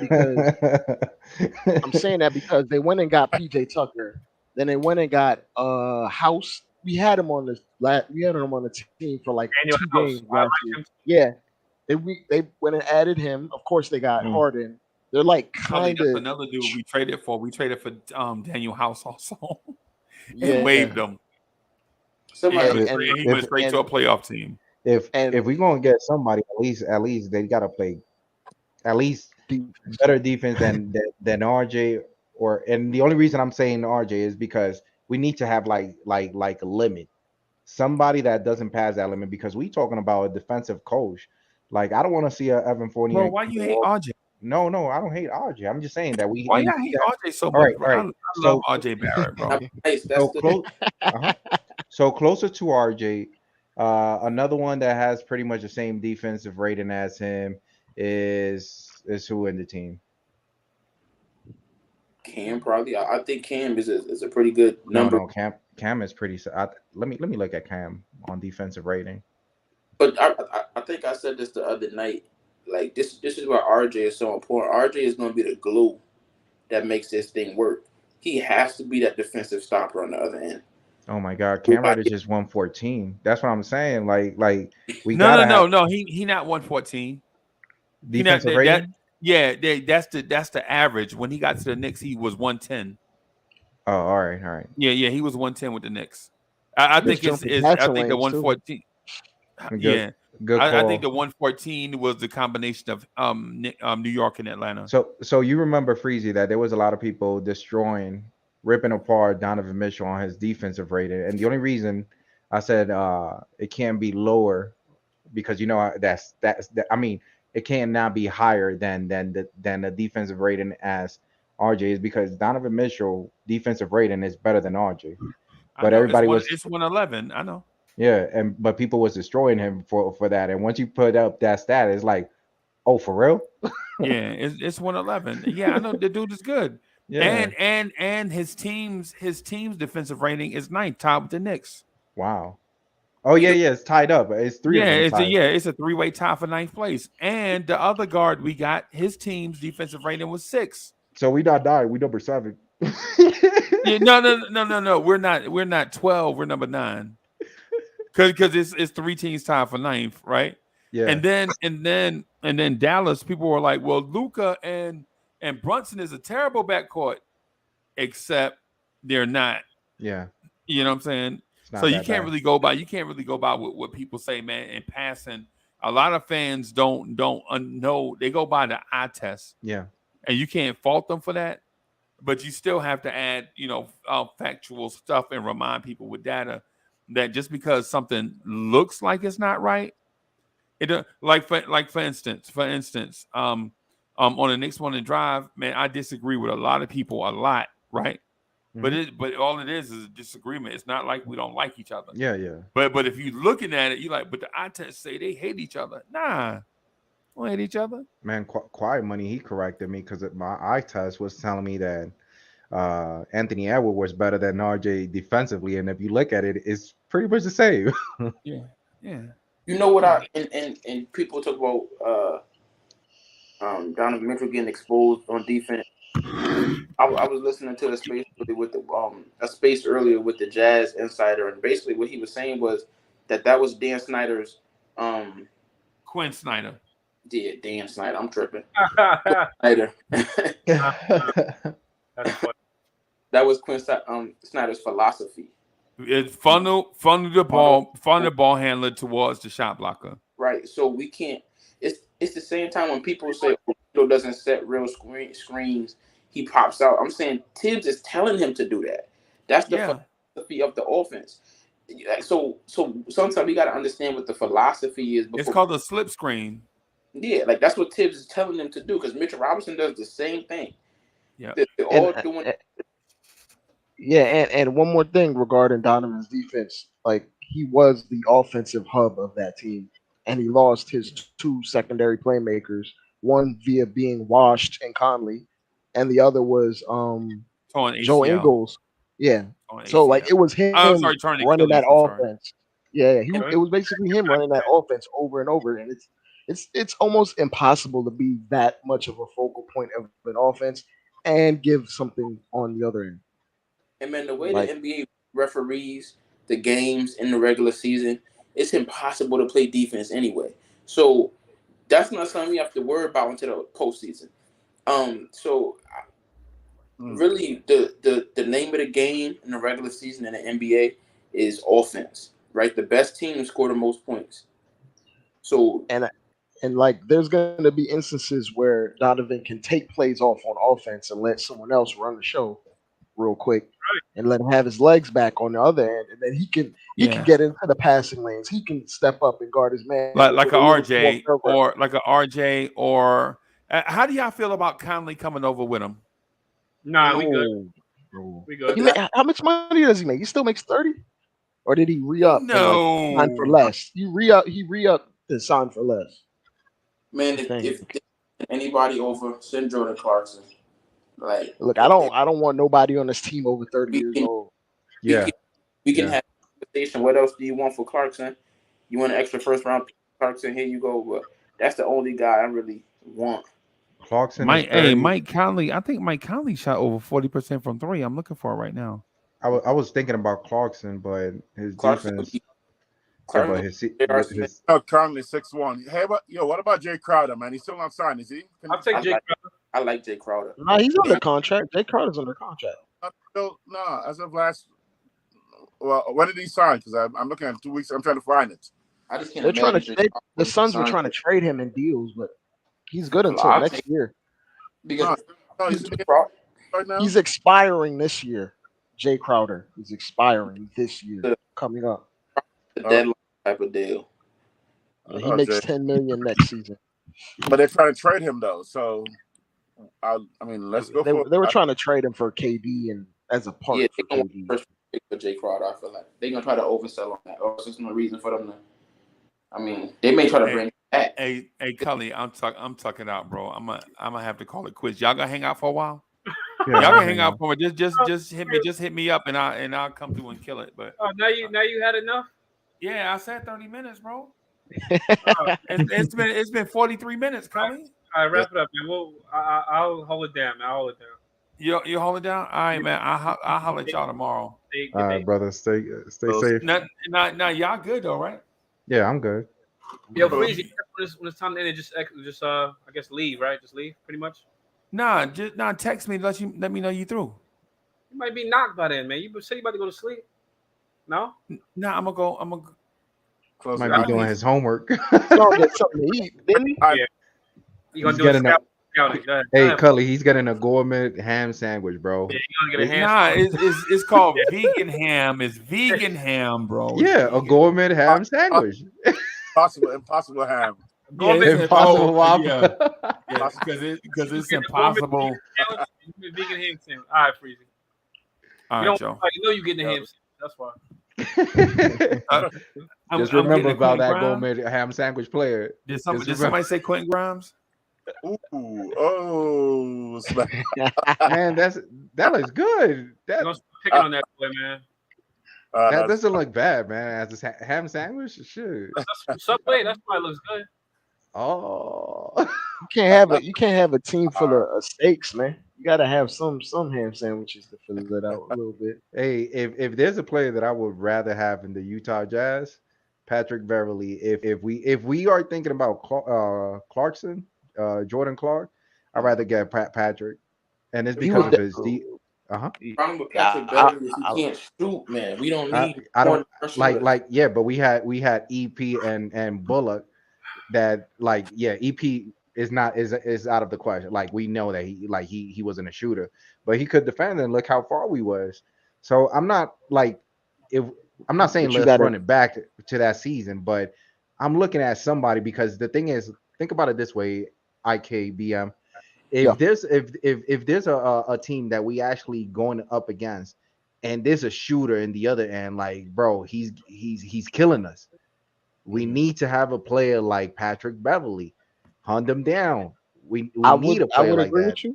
I would agree with you, but that's another 10, 11, 12 million dollars that he makes this year. Patrick Beverley is the same thing, and a little bit more. That would still throw off the money for the deal. Is what I'm saying. Patrick Beverley is not gonna get. Patrick Beverley gonna play like 10 to 12 minutes a game. We got to realize Jalen Brunson is getting 30 plus. Spider's getting 30 plus. Quickly's getting 20 plus. Nah, Patrick Beverley averages 25.4. But that's what he needs on another team. On this team, with Tibbs being our coach, these guys, our starters, are gonna get burned regardless. We need instant offense off the bench, or we need a bigger wings and guards. I don't really. But can you imagine if we actually get Patrick Beverley and we got the scenario that Coach Sip did with Frank Ntilikina, played him for 40 seconds and then set him down? Like, I'll lose my mind. Very expensive to pay for someone to do that. There was one guy I wanted from the Jazz. It was Joe Ingles. But he got hurt. I think he's a free agent now. Or he signed somewhere. He's a free agent. Man, give me Jordan Clarkson, J.R. Smith 2.0. Let's unconscious. That man's unconscious. Like Jordan Clarkson in the Garden. We got IQ, man. That's our Jordan Clarkson. No. Yeah, that's Jordan. I'm telling you right now, IQ is there too. It's true. But it don't. But I think it don't have to be one or the other. It could be both of those dudes. I see. Joe Ingles is on the Bucks right now. Actually, what? The Bucks are looking at the Bucks. Yeah, they signed him. That's a sneaky good move for their bench because they have like a little secondary playmaker for when they do go to the bench, and they take out what's his name? They take out Holiday. Oh man, that's gonna be irritating. Who is on? Joe Ingles. What guards are on Indiana? Because we know they're not trying to win next year. Cool. Indiana? Yeah. What guards are on Indiana? Like wings and guards. Halliburton. Duarte. O'Shea Brissett. I think TJ McConnell was over there. Buddy Hield is there for now. I can't think of anybody else. I think those are basically. I mean, they drafted Benedict Mathurin. He ain't going nowhere. Yeah, he ain't going nowhere. Duarte ain't going nowhere. I think the highest chance is Buddy Hield. Buddy Hield's probably gonna get flipped. That's to the some hard contender. That's the hard thing. We're trying to make trades in the off season because every team thinks they have a chance to be good. So nobody's trying to give. And I feel like I think Buddy is expiring. Don't quote me on that, but I think he's expiring. I don't know if I like Buddy Hield as a player though. I never liked Buddy Hield. I mean, if you have like a well balanced team with wing defenders and like a good playmaker, and you could hide Buddy on defense, he's solid enough. But he makes a lot of money for his particular role, man. He makes 20? He makes 22 mil, and he's really just a shooter because he ain't giving you no playmaking. He ain't giving you no defense. I think the more likely scenario is one of Julius Randle or Obi Toppin are gone. Melo's brought in as the backup. We keep. There's no way both of them are going. It's gonna be one of them, just one. Yeah, one of those two are going, and Melo's gonna be the backup power forward on opening night. I believe that. It kind of. But the thing that the most glaring hole, looking at the Knicks roster right now, we're missing a rangy wing, a defender, a guy that you could throw in there and he'll guard anywhere from 2 to 4. 2 through 4. Yeah, I've been saying this for so many years. Everybody like, Culley, so what? I'm telling you, man. I said this last year, man. Nobody. You know what's funny? Say for instance, Donovan Mitchell's on this roster. You know who would be the ideal for? I might sound crazy, but PJ Tucker, a PJ Tucker type at the 4, where you have just straight offensive wings and guards, and he can try to mesh in between and just play his role, shoot corner 3. I knew the Knicks didn't have a chance to be over here. We'd just be so no chance. Everywhere. We'd be small everywhere. Yeah. The center. Yeah, but see, if you look at it, we kind of still small. Because look, but he plays big. He plays a big 4. And he guards anywhere between 2 through 4. Yeah, but and he plays smart team defense, and you have Mitch for example. He's not that much smaller than Randle, especially with Randle's wingspan on defense. If you look at all the elite teams in the league though, they're super good at something, right? Yeah. So I'm of the mindset, instead of trying to balance everything out right now, just go all in on offense. Let's just run people out the gym. Let's get some more offense. Because if that defender doesn't exist, then we need to double down on what I think we'll be good at. That's why you're thinking of grabbing a 6-man off the Jazz. Yeah, it's just just make sure we got 2 kind of dynamic guards on the floor at all times. Right. And then when that trade deadline comes, if we want to add some wings, some defenders, we could do that. But at that point, we'll be in playoff contention. I just don't want to add a mid player just because he's decent at defense. I'd rather add a great offensive talent off the bench than a mid defender. You know what I mean? I agree. I agree with you, Alton Lee. Alton Lee said we need a defensive rebounder. Randle kind of is that guy, even though a lot of his rebounds are uncontested. He still breaks in defensive rebounds off of Mitch boxing out 3-4 different people at the same time. Mitch be going to war under the glass. Yeah. No matter what. Randle with his head on straight fixes a lot of these problems. But will he have his head on straight this season? I wouldn't put my money on it. I ain't got no if you say Randle with his head on, Randle with his head on is what 37, 38 from 3. No, because that's what we need too. I think Randle, I think he's 35, 36 from 3. Which is not that much different than 36, 37. I'm just splitting hairs at that point. But yeah, but we need unfortunately we're not gonna get that elite shooting back. If we had that, we're not gonna get that. If we had that, that would literally solve about 2 or 3 problems with the roster. That's why I wasn't doing backflips and stuff over giving Mitch $15 million a year. My thing is, if you knew we was gonna get Donovan, we need a stretch 5 with that group. Mitchell, Robinson, and Randle just don't. I see the logic in doing it, especially because of Walt Perrin. the whole Jazz. We have like a couple Jazz guys under here, and we're probably viewing Mitch as the Rudy Gobert type that worked with Donovan Mitchell. But the thing is, the team itself had other shooters around Donovan Mitchell and Gobert. Man, I mean, up until That last year, I mean, Royce O'Neal was cool, I guess. he's all right. But All right. But in prior years they had way more shooters. They had Conley, they had Ingles, they had Jeff. Didn't they have Jeff Green? They had Jeff Green out there putting up trades. They had Rudy Gay. Rudy Gay didn't play that much. nah. What's his name? The guy you just named was shooting near 40 from three last year. That's why RJ the glue. I'm telling you, if RJ could really be that catch and shoot 40% 3-point shooter, it changes a lot. If we get him from 2 years ago, that is a lot.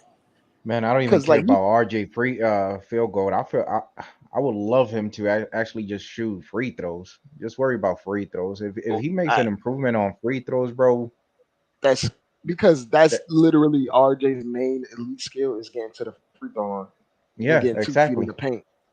Exactly. And like he would get there with a clogged up paint. Like it would be 2-3 people there, and he would still get fouled. Bro, he doesn't have a problem. But just like you said, IKBM, he does not have a problem getting contact. But the problem is, once he gets to that foul line, we all praying. Everybody is sitting on their seat like, man, just hit those free throws. I'm done with that. I want to feel like, man, he's shooting well enough. I feel relaxed. I know he's going to hit it. And if he misses, he misses. Be at least 77, 78%. I don't think RJ will ever be that. I think RJ will be like a 75% free throw shooter. Only which because is fine. Hey, if you work for it, bro, and you work for it like tough enough, why not? Like everybody that works in their craft, they get better. Do you think LeBron? Oh yeah. I mean, he worked on his 3-point ball, like his off the dribble three. At least that improved. But he's gonna have to So remember the beginning of this year when Kemba, Fournier, and Julius, like RJ got lost behind those 3 dudes in the beginning. Yeah. Like he was invisible. So what is he gonna do with Brunson, Donovan Mitchell? Yeah, gets on the court.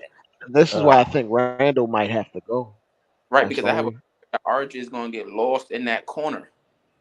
He's gonna get lost. But that says a lot on RJ, because the thing is, whenever you a superstar, a star, or somebody heading to that path, whoever is put in front of you, you always gonna have the mentality of either surpassing them or keeping up. You don't need to worry about. Let me just say this real quick, King. You don't need to worry about getting better players and affecting other players. If that's a mentality that we're gonna have as a Knicks fan, we should be settle with what we have and not complain because we ain't getting no superstar, because we already about like feeling like, well, RJ's feelings is going to get hurt and he's not going to produce because other people is in front of him. Like, we can't have that mentality. Like, he needs to keep up. I feel like RJ already. Yeah, go ahead, King. I don't care about RJ's feelings. I promise you. But my thing is, I want to bring in the best talent as possible, whether RJ becomes something or not. But my thing is, I think in order for us to reach where we want to go, RJ has to be one of those dudes. I feel like he took that. I think he took that hurdle mentally last season. I hope so. I feel like he definitely took that hurdle because when he started, like, his usage started going up, he didn't even start defaulting to Randle anymore. It was just, give me the ball, let me go. Even when Randle was there. That's and I don't think at this point, when you're 22, 21, 22, and you're in your form, like you're in your last contract stage, year.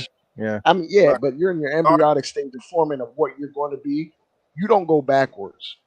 Yeah. You go forwards. So, man, I think RJ deferred to Randle last year, and he made the first. It's not really emotional or mental. I think it's just maybe it's trying to respect to his more experienced players. Who do you think is more affected? The hype that Kemba had last year, I think, affected Randle. But now we're gonna have hype with we're having hype with Brunson right now. We definitely have huge hype with Mitchell. Who do you think is going to be more affected? Randall's concerned about all the hype for everybody else, or RJ kind of like maybe like out of respect deferring to these other two cats to take over? I think it's the hierarchy is going to establish itself on its own naturally. Yeah. Better players always shine out above like others, and I don't think honestly I don't think there's a way Randall can even like put himself above others in that scenario because it's pretty obvious Donovan Mitchell is number one off top. Yeah. Brunson's gonna have the ball in his hands because he's a point guard and he's proven himself at this level. But see, that's why a lot of this comes back to Brunson. I said in the spaces earlier, I said if Brunson is averaging more than 14 points a game, something isn't going right, right? Because if you have if you have a lineup of Brunson, RJ, Mitchell, and Randall, right? You have three dudes that are supposed to be averaging, in my opinion, over 16, 17 points a game, and Randall, Donovan, and RJ. Look around the league. You're not going to find too many teams that have like four dudes averaging over 16. It's just, especially when Donovan doesn't happen. But there's not enough possessions normally. Unless you're the KD Warriors or something. But you know what I'm saying, King? You be hearing. I want to see Brunson getting these other dudes shots, getting these other dudes in their spots. I'm not really looking for Brunson to come in and be this big offensive threat. No, I'm looking for him to be an offensive threat. The thing is that we need players. Let me say this real quick, King. Yeah, go ahead. We need player to be just freaking ready. When Brunson passes you the ball, make him. That's it. That's it. If Brunson is taking shots, it's because I feel like Brunson, he's not this generation type of point guard. He's like not 20 years ago point guard, but he's a type of point guard that he looks at the floor, and if he does, if he's not satisfied with what the team is doing for let's say to get that win, he's going to take it upon himself. Right. So if the player that he's passing the ball, this being either Julius Randle, RJ, Quickly, Obi, it doesn't matter. Whoever's in the team, you better be freaking ready.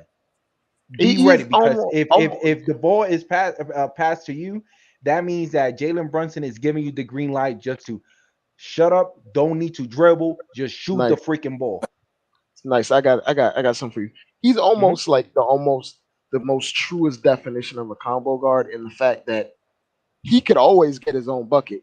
He's done it at the lower levels, and then when he's played on stacked teams with other threats, he's deferred easily and ran the show. Like at Villanova. He was on stacked teams. Yeah, he was running the show real smooth. He wasn't pressing. He wasn't doing too much. He just did what he needed to do at that given moment. I think he has the IQ to do it. So, I feel like. Go ahead. I'm saying one thing. Yeah. I feel like Brunson and Donovan, even without Randall, demand enough gravity where there's going to be scenarios where RJ only has to beat one man to get where he needs to go. Right. And we already seen what RJ can do with his strength and his craftiness and his ability to beat just one guy. All he needs to do is beat one guy to get to the rim. He's getting to the rim. It's just his issue is finishing over large defenders and like the help that comes over. But if you have gravity like that on the court, there's going to be a much less help coming over. But if you want to come over and help and have the extra rotation and let Donovan Mitchell come down off you trying to close out on him, good luck. But Key, look at it this way. You remember when Stephen Curry came into the league and he was playing behind what's his name? He was pretty nice. He always put his Monty Ellis. So everybody knew that he was number one in that team. The thing is, when you are gonna be a star or a superstar, or you are heading on that path, you're not worried about who's in front of you. You worried about progressing on your own account. So whatever you're doing wrong, let me do better this season. Let me do better on the other season. But let me fix certain things that's gonna make me a better player. If RJ has that mentality, I'm not saying that he doesn't, but he has to show it this season. Like, and what I mean by that is like be consistent, because we know one thing I love about RJ, he's durable. He doesn't have a problem. You don't be hearing him 24/7 getting hurt. Number two, he doesn't have a problem getting that contact. But you got to make some type of improvement on the shot or something, so, something that at least it keeps you in the level in the category that, well, yeah, but at least, well, Brunson, Julius Randle, Donovan Mitchell, they doing their thing, but RJ is not lost in transition. You know what I mean? Yeah, because one of these four dudes is going to have to take a shot attempt backseat. And then, so now you got to look at the personalities, right? We know Randall, type of personality he has. He's not taking that backseat. Donovan Mitchell is not taking that backseat. Jalen Brunson, he will on a shot attempt front. I feel like in the NBA now, because they're getting rid of that fast break, like that cheap foul stopping breaks, and because we're adding two dynamic guards, we're going to be playing at a faster tempo. That's gonna increase the amount of shot attempts we even get up to begin with. Right, I agree with. We're Go ahead, Anthony. Shot attempts, so maybe everyone's going to just have the same number of shot attempts, and we'll just increase the numbers by about 10 shot attempts per game, which will keep everyone in about, on top of that. Yeah, but it's Donovan Mitchell. If Donovan Mitchell comes into the team, bro, Donovan Mitchell is going this is going to be Donovan Mitchell team. Like, yeah, but it ain't no going to slow down. about though. it. It's not going to slow down. Say it again, Cully. Team, who should take the back seat? What guys? It's going to be between whoever's not the ball handle and whoever's not Donovan Mitchell. I'm saying everything there. If guys, man, if Randall was on his team, he's not taking a back seat, man. That's my only fear going into the season. If we had to make the trade, I worry. Can this guy be okay with having to wait to get his buckets? Can he be okay with playing off of them? But wasn't Julius Randle was the third or the second option in the Pelicans? Yeah, but he was a sixth man over there. Different scenario. Even better, IKB. So in other words, he's not gonna have a problem taking a back seat. Nah, but we got to remember that one year they were resting AD a lot of the time. They were just not even playing him until the deadline. That's when he averaged 20 on 50% shooting over there.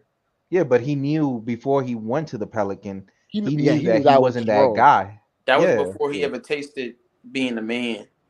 No. Lakers king. Yeah, I'm saying when he was playing with the Lakers, that was before he tasted being the man on a team. No, King. About being the man. Is he not speaking about that now? He wasn't the man on LA. No, but that was the problem that Lakers had with Randall, because he wasn't that guy. Like, he wasn't taking that responsibility of being a number 2 or number 3. He wanted to be number 1, and that's why Lakers had a problem with him. And then once he went to the Pelican, he took that back seat. He said, "I don't have a problem with that." I mean, he also was trying to get paid and continue his career too. So, he signed there as a free agent on a 1 year. Once he go to the Pelicans, become an all-star, make an all-NBA team, and then be asked to take a back seat. Like, that's not what happened. Like, yeah. No, but that was like a slap in his mouth, bro. Once he felt like, because we could only not predict, but assess what we believe that it is. We could only go on that. But I believe once Lakers actually traded him to the Pelican, he felt like it was a slap to his mouth, back to reality. And all right, if you guys traded to the Pelicans, he just signed there. No, he was traded. He was traded. I thought the Lakers just let him go, and they signed there. Lakers traded everybody. Ingram, Lonzo, Randall, all traded for him. All of them. Josh Hart, all of them. Yeah, what was Fournier's shot attempts and let's say Burke's shot attempts last year? I mean, how much different is a team wise would it be for Randall and RJ to bring it down by 2 to 4 shots each? That would still give Mitchell and Brunson enough shots that they're not compromised what they did last year. I mean, I'm gonna try to pull up their shot attempts by Fournier or the 2 guard and the point guard, because if Randall and Jules and they bring their shot attempts down by let's just say 4 each. That's not a big compromise for them as far as ego-wise. If they get more efficient and finish shot attempts down, they'll still both average 20 to 24. If they improve their RJ free throw and their efficiency go back up to Randle's MIP year, then his points number should be still great, and therefore it wouldn't be crazy about losing 3 to 4 shots a game. All right. And then that those shot attempts goes to Mitchell, and then Brunson is okay. It looks like he'll be okay with taking 10 shots a game. He'll be okay. This a game. I don't see that. Brunson will be fine with taking 10 shots a game. I truly believe that Donovan Mitchell will be that number one, and in order for everybody else, and this is like Brunson is not even in that conversation. Brunson is going to get his shot because he's running the ball. Like he's going to get it regardless. But I'm just going to say this real quick at IKBM. Right. Yeah. In order for either Julius Randle and I like everybody that plays for the Knicks. I wish them all well. I don't care if I dislike them. I wish them well because they are representing our team. But in order for Julius Randle or RJ to actually get even a better, more amount of shots, you got to have a better field goal percentage. So they got to be wise on taking better shot selection. That's pretty much it. If they have better shot selection and they make it, now the trust goes even further on to them, and it might go even lower to the other. And it's not even a bad thing on either Donovan Mitchell or Brunson, but pretty much Brunson, he's thinking about winning. He doesn't care about taking the most shots or the least amount of shots. He only cares about winning. And if Julius Randle is not ready, if RJ is not ready, guess who he's going to pass it to? Donovan Mitchell. And listen, man, I just don't want to see humble RJ. Talking like he's on the team already. I love it. I don't think he is. It's done.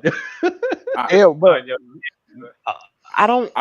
honestly don't think, like, thinking from the front office standpoint, I think they already have like an inkling that they don't see it actually working with. That they don't see Randle actually being here if we get Mitchell.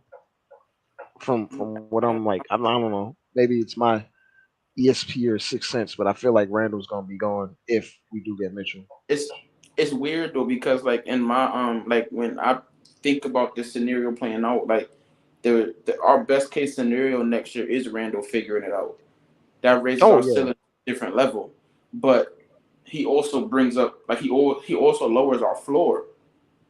So it's like it's like Randle needs a mentality change. Like he needs to like start picking up attributes and like players like Draymond in order to turn it into a different type of machine. It's not only Julius Randle. If you look at RJ assists number, and I'm not talking about per just 3 months or 2 months, I'm talking about throughout the season. Julius Randle, and this is a lot of people debate. Everybody keep on saying, and I'm not saying everybody in the panel or everybody in the chat, but specific people in the chat, they were saying, but you got to see pretty much, let's say RJ doesn't have better assist number because the people he be passing it to like they can't even make shots. But it's the same thing that you could say with Julius Randle. So that means that now you contradicting yourself, because now without you even noticing, now you're making Julius Randle look even better.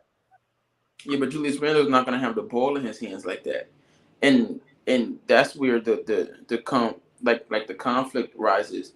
Can he play off the ball and be effective? Right. Like that's where the conflict rises. And he's not a great catch and shoot. Julius is a bad basketball player. I just don't know if he's So I'll ask 2 questions, and the first question is going to be for King. King, who's going to be the point guard for the team? Jalen Brunson. Who's going to be number 1 IQBM for the team if we got Donovan Mitchell? Exactly. So listen, everybody gotta make sure that they just get accustomed to the new rotation, and number 1 and number 2, and whatever is left, you see, like those cookie crumbles, whatever crumbles down, take advantage. Like, but it's like not Julius. With that night, though, the thing with that night, Randle is a rhythm player. He's a volume scorer, and that's what he's been since he's been here. And I don't know. I can't say without doubt that he can figure it out where he can not be the guy that needs to take a rhythm dribble before he takes a three instead of just putting the shot up. You know why though? Yeah. And I think you'll agree with me. Like the reason why my confidence level is so low in Randle is because he has a low basketball IQ.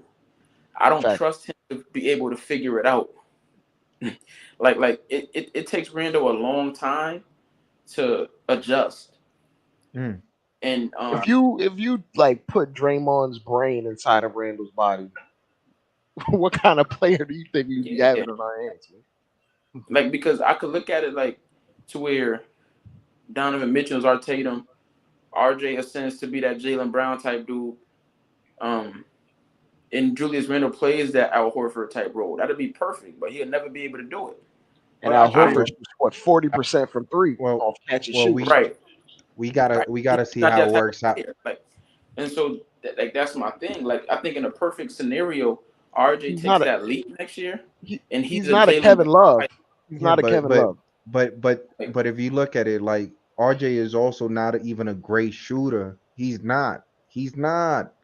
Like, all right, I like RJ, but I'm not in love with him where we're gonna put him at a pedestal and be saying like RJ is it. That's why Donovan Mitchell, he's number one in Utah Jazz. He's number one in his position. And if you tell me that there's another way of looking at things, King, tell me two players that's close to a number one in their position that the Knicks have. That's Mitchell Robinson, number one, as number 10 in his position, number 5 as a defender. So he's top 5 as a defender, but number 10 as overall playing in his position. Then the closest one after, let me just say this real quick. Okay, go ahead. Yeah, then after Mitchell Robinson, guess who it is? It's Julius Randle at number 15 or 16. Then you have RJ. RJ, you know where he? No, I'm lying. Then you have like 3 players from the Knicks or 4, and then you have RJ. RJ is number 26 in his position. Look at his position, though. It doesn't matter. It does not matter if you're not. If we talking about position, like you got 5 positions in the league. Points? No. Just overall we talking about overall defense, First of all, offense, ratings. NBA, what is RJ's position? Shooting guard. They actually had him. Would he be playing shooting guard on his team? Most likely not. And if he plays shooting guard, most likely it's going to be the bench. And I don't see him playing for the bench. He's playing small forward. Also, nice. I want to mention one thing about the fit. Mm-hmm. We've seen RJ be the guy that like plays off of the high usage player, and he shot 40% off catch and shoot. Like how many times? And like I'm talking about the year All NBA Julius year. He shot 40% off a three, and all his threes damn near were assisted. Like he was waiting for the ball just to put it up. He has the ability to play off ball. He's done it before. I have not seen Julius do that efficiently. This is my thing, right? With the right Randle replacement, and people might call me crazy. Could call me crazy. I don't think we're that far away with Donovan Mitchell, because the way I view Donovan Mitchell, I don't think him and Jason Tatum are that far apart, in my opinion. And before these last playoffs, that was the consensus that Donovan Mitchell was in that tier of play. I believe RJ can be a Jaylen Brown type of player, caliber, right? And once you have those two dudes, it just matters around what you put around them. So I don't want Julius Randle taking shots from RJ Barrett. I want to see if RJ Barrett can be that dude. And what type of personality and the type of respect RJ has for a guy like Randle, sometimes you got to remove that component, because RJ is definitely not deferring to Obi Toppin. He's not deferring to Obi Toppin. But can I see him defer to Randle? I can see it. You understand? So I want to see RJ take that next step. And I think that next step is going to involve Julius not being there. So in his mental, in his makeup, he can, like, he knows I'm the next guy, right? RJ has to take that step for us to keep us in. Has to. I'm gonna contest that a little bit. My GOAT deferred to to another cat too, right? Dwayne Wade. LeBron deferred to Dwayne Wade, and Dwayne actually straight, call him out and say, "Yo, you're the man. Take it." I'm gonna trust that Randle is gonna be able to do that. I'm trusting that to see a championship. I think I'm gonna say Randle's gonna be able to say, I'm okay with sharing the ball. And I think Randle with these guys will be better decision maker. I'm not a Randle fan, and I think his IQ is questionable, but I think it's high enough where if he knew every pass I make is a basket. Mitchell's a basket, RJ is a basket, Mitch Robinson's a basket, and definitely Brunson's a basket. I think his decision making is going to be better. Last year, I think he probably hesitated because he looked around and he was like, "I don't know if I want to give that guy the ball," and his mind is probably interfered with it because he questioned the teammates. But I think this year he's going to question nobody and just know that every move I make to a teammate is an assist. Yeah, but let's think about it too. In this way, that's assuming that or remembering Randle playing that role of high usage facilitator, right? I don't doubt that if Randle was the facilitator and was surrounded by a bunch of dogs, that he could make it work. What I doubt is that Randle can play off the ball, right? And we've seen when Randle's playing off the ball, he's not engaged. He's not engaged. He's just lollygagging somewhere in the way, right? So is it him or and he's not a floor spacer. It's not like you can put him out there with two ball dominant guys and he's gonna get you 16, 17 or hyper efficiency like Kevin Love did. Man, you know what I'm saying? Like I don't know if he's shooting 40% on high volume on catch and shoots, man. Not counting Jalen Brunson or Donovan Mitchell. Yeah, with what the team gave us this season, believe me, and to keep it fair, I'm an IQ fan, and I'm saying this being a let's say on a perspective of IQ fan, like I like what he's doing, but I'm not impressed. I'm literally not impressed with the whole team. I'm not impressed with the chemistry. Like they just got to figure it out. When you play as a team type of game, it's not about just one player. It's not about RJ. It's not about Julius Randle. That is BS. It's pretty much is about the team. Look how different we played this season, and look how different we played 2 seasons ago.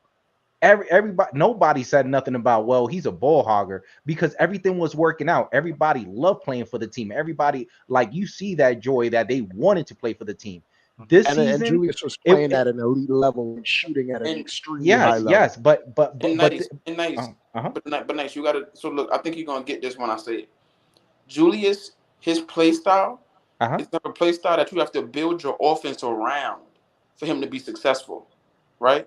The only issue is he's not good enough for you to build your offense around him. No, I don't think so, King. So he has a play style where you have to build the offense around him. King. But Julius Randle, he's playing right next to Donovan Mitchell. But King, listen to this.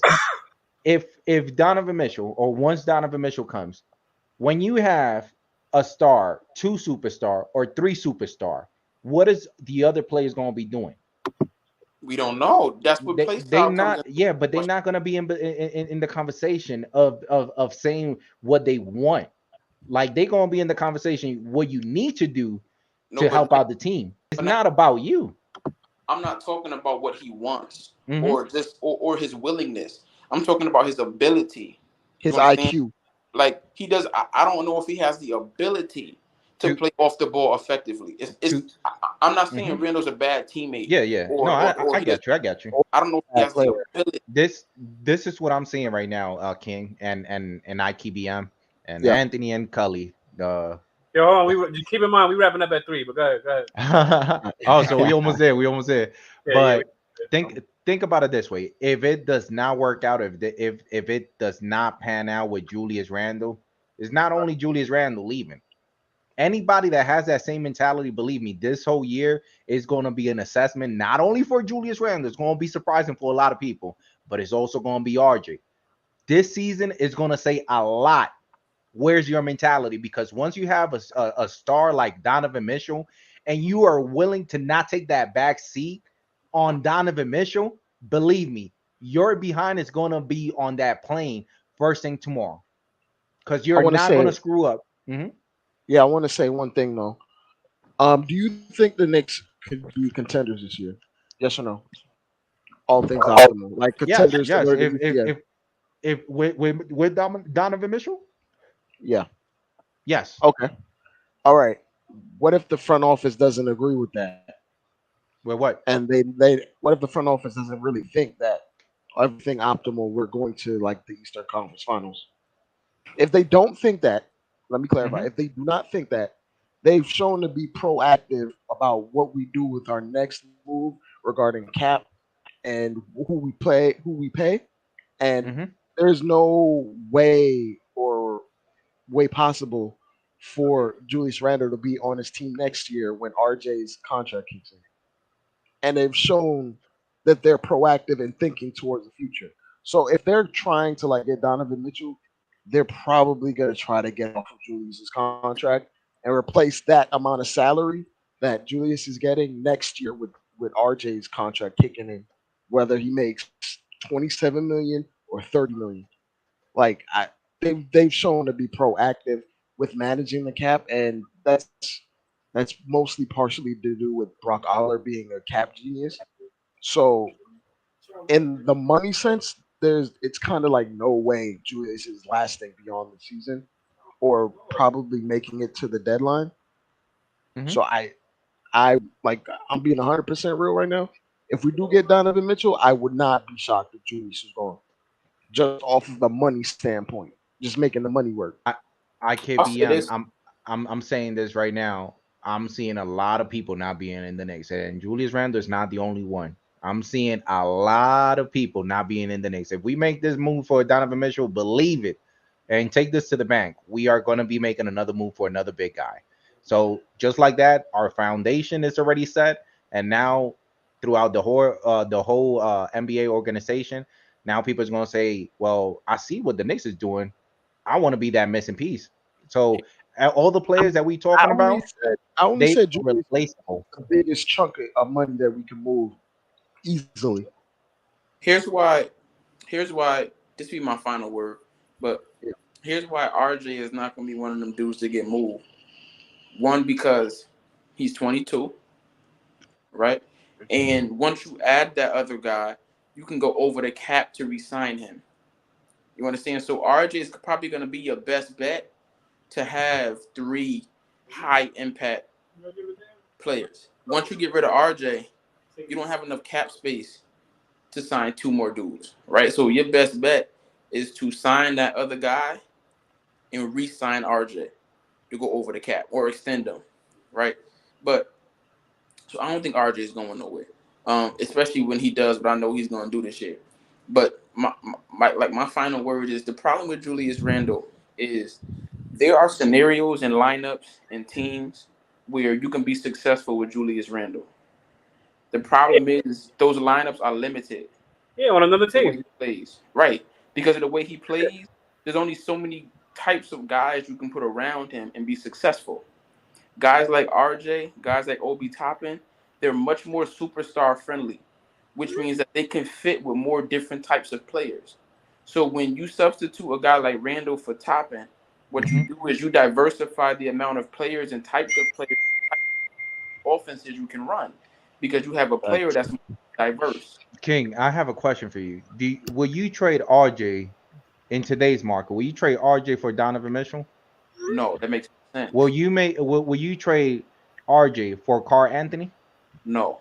So guess what?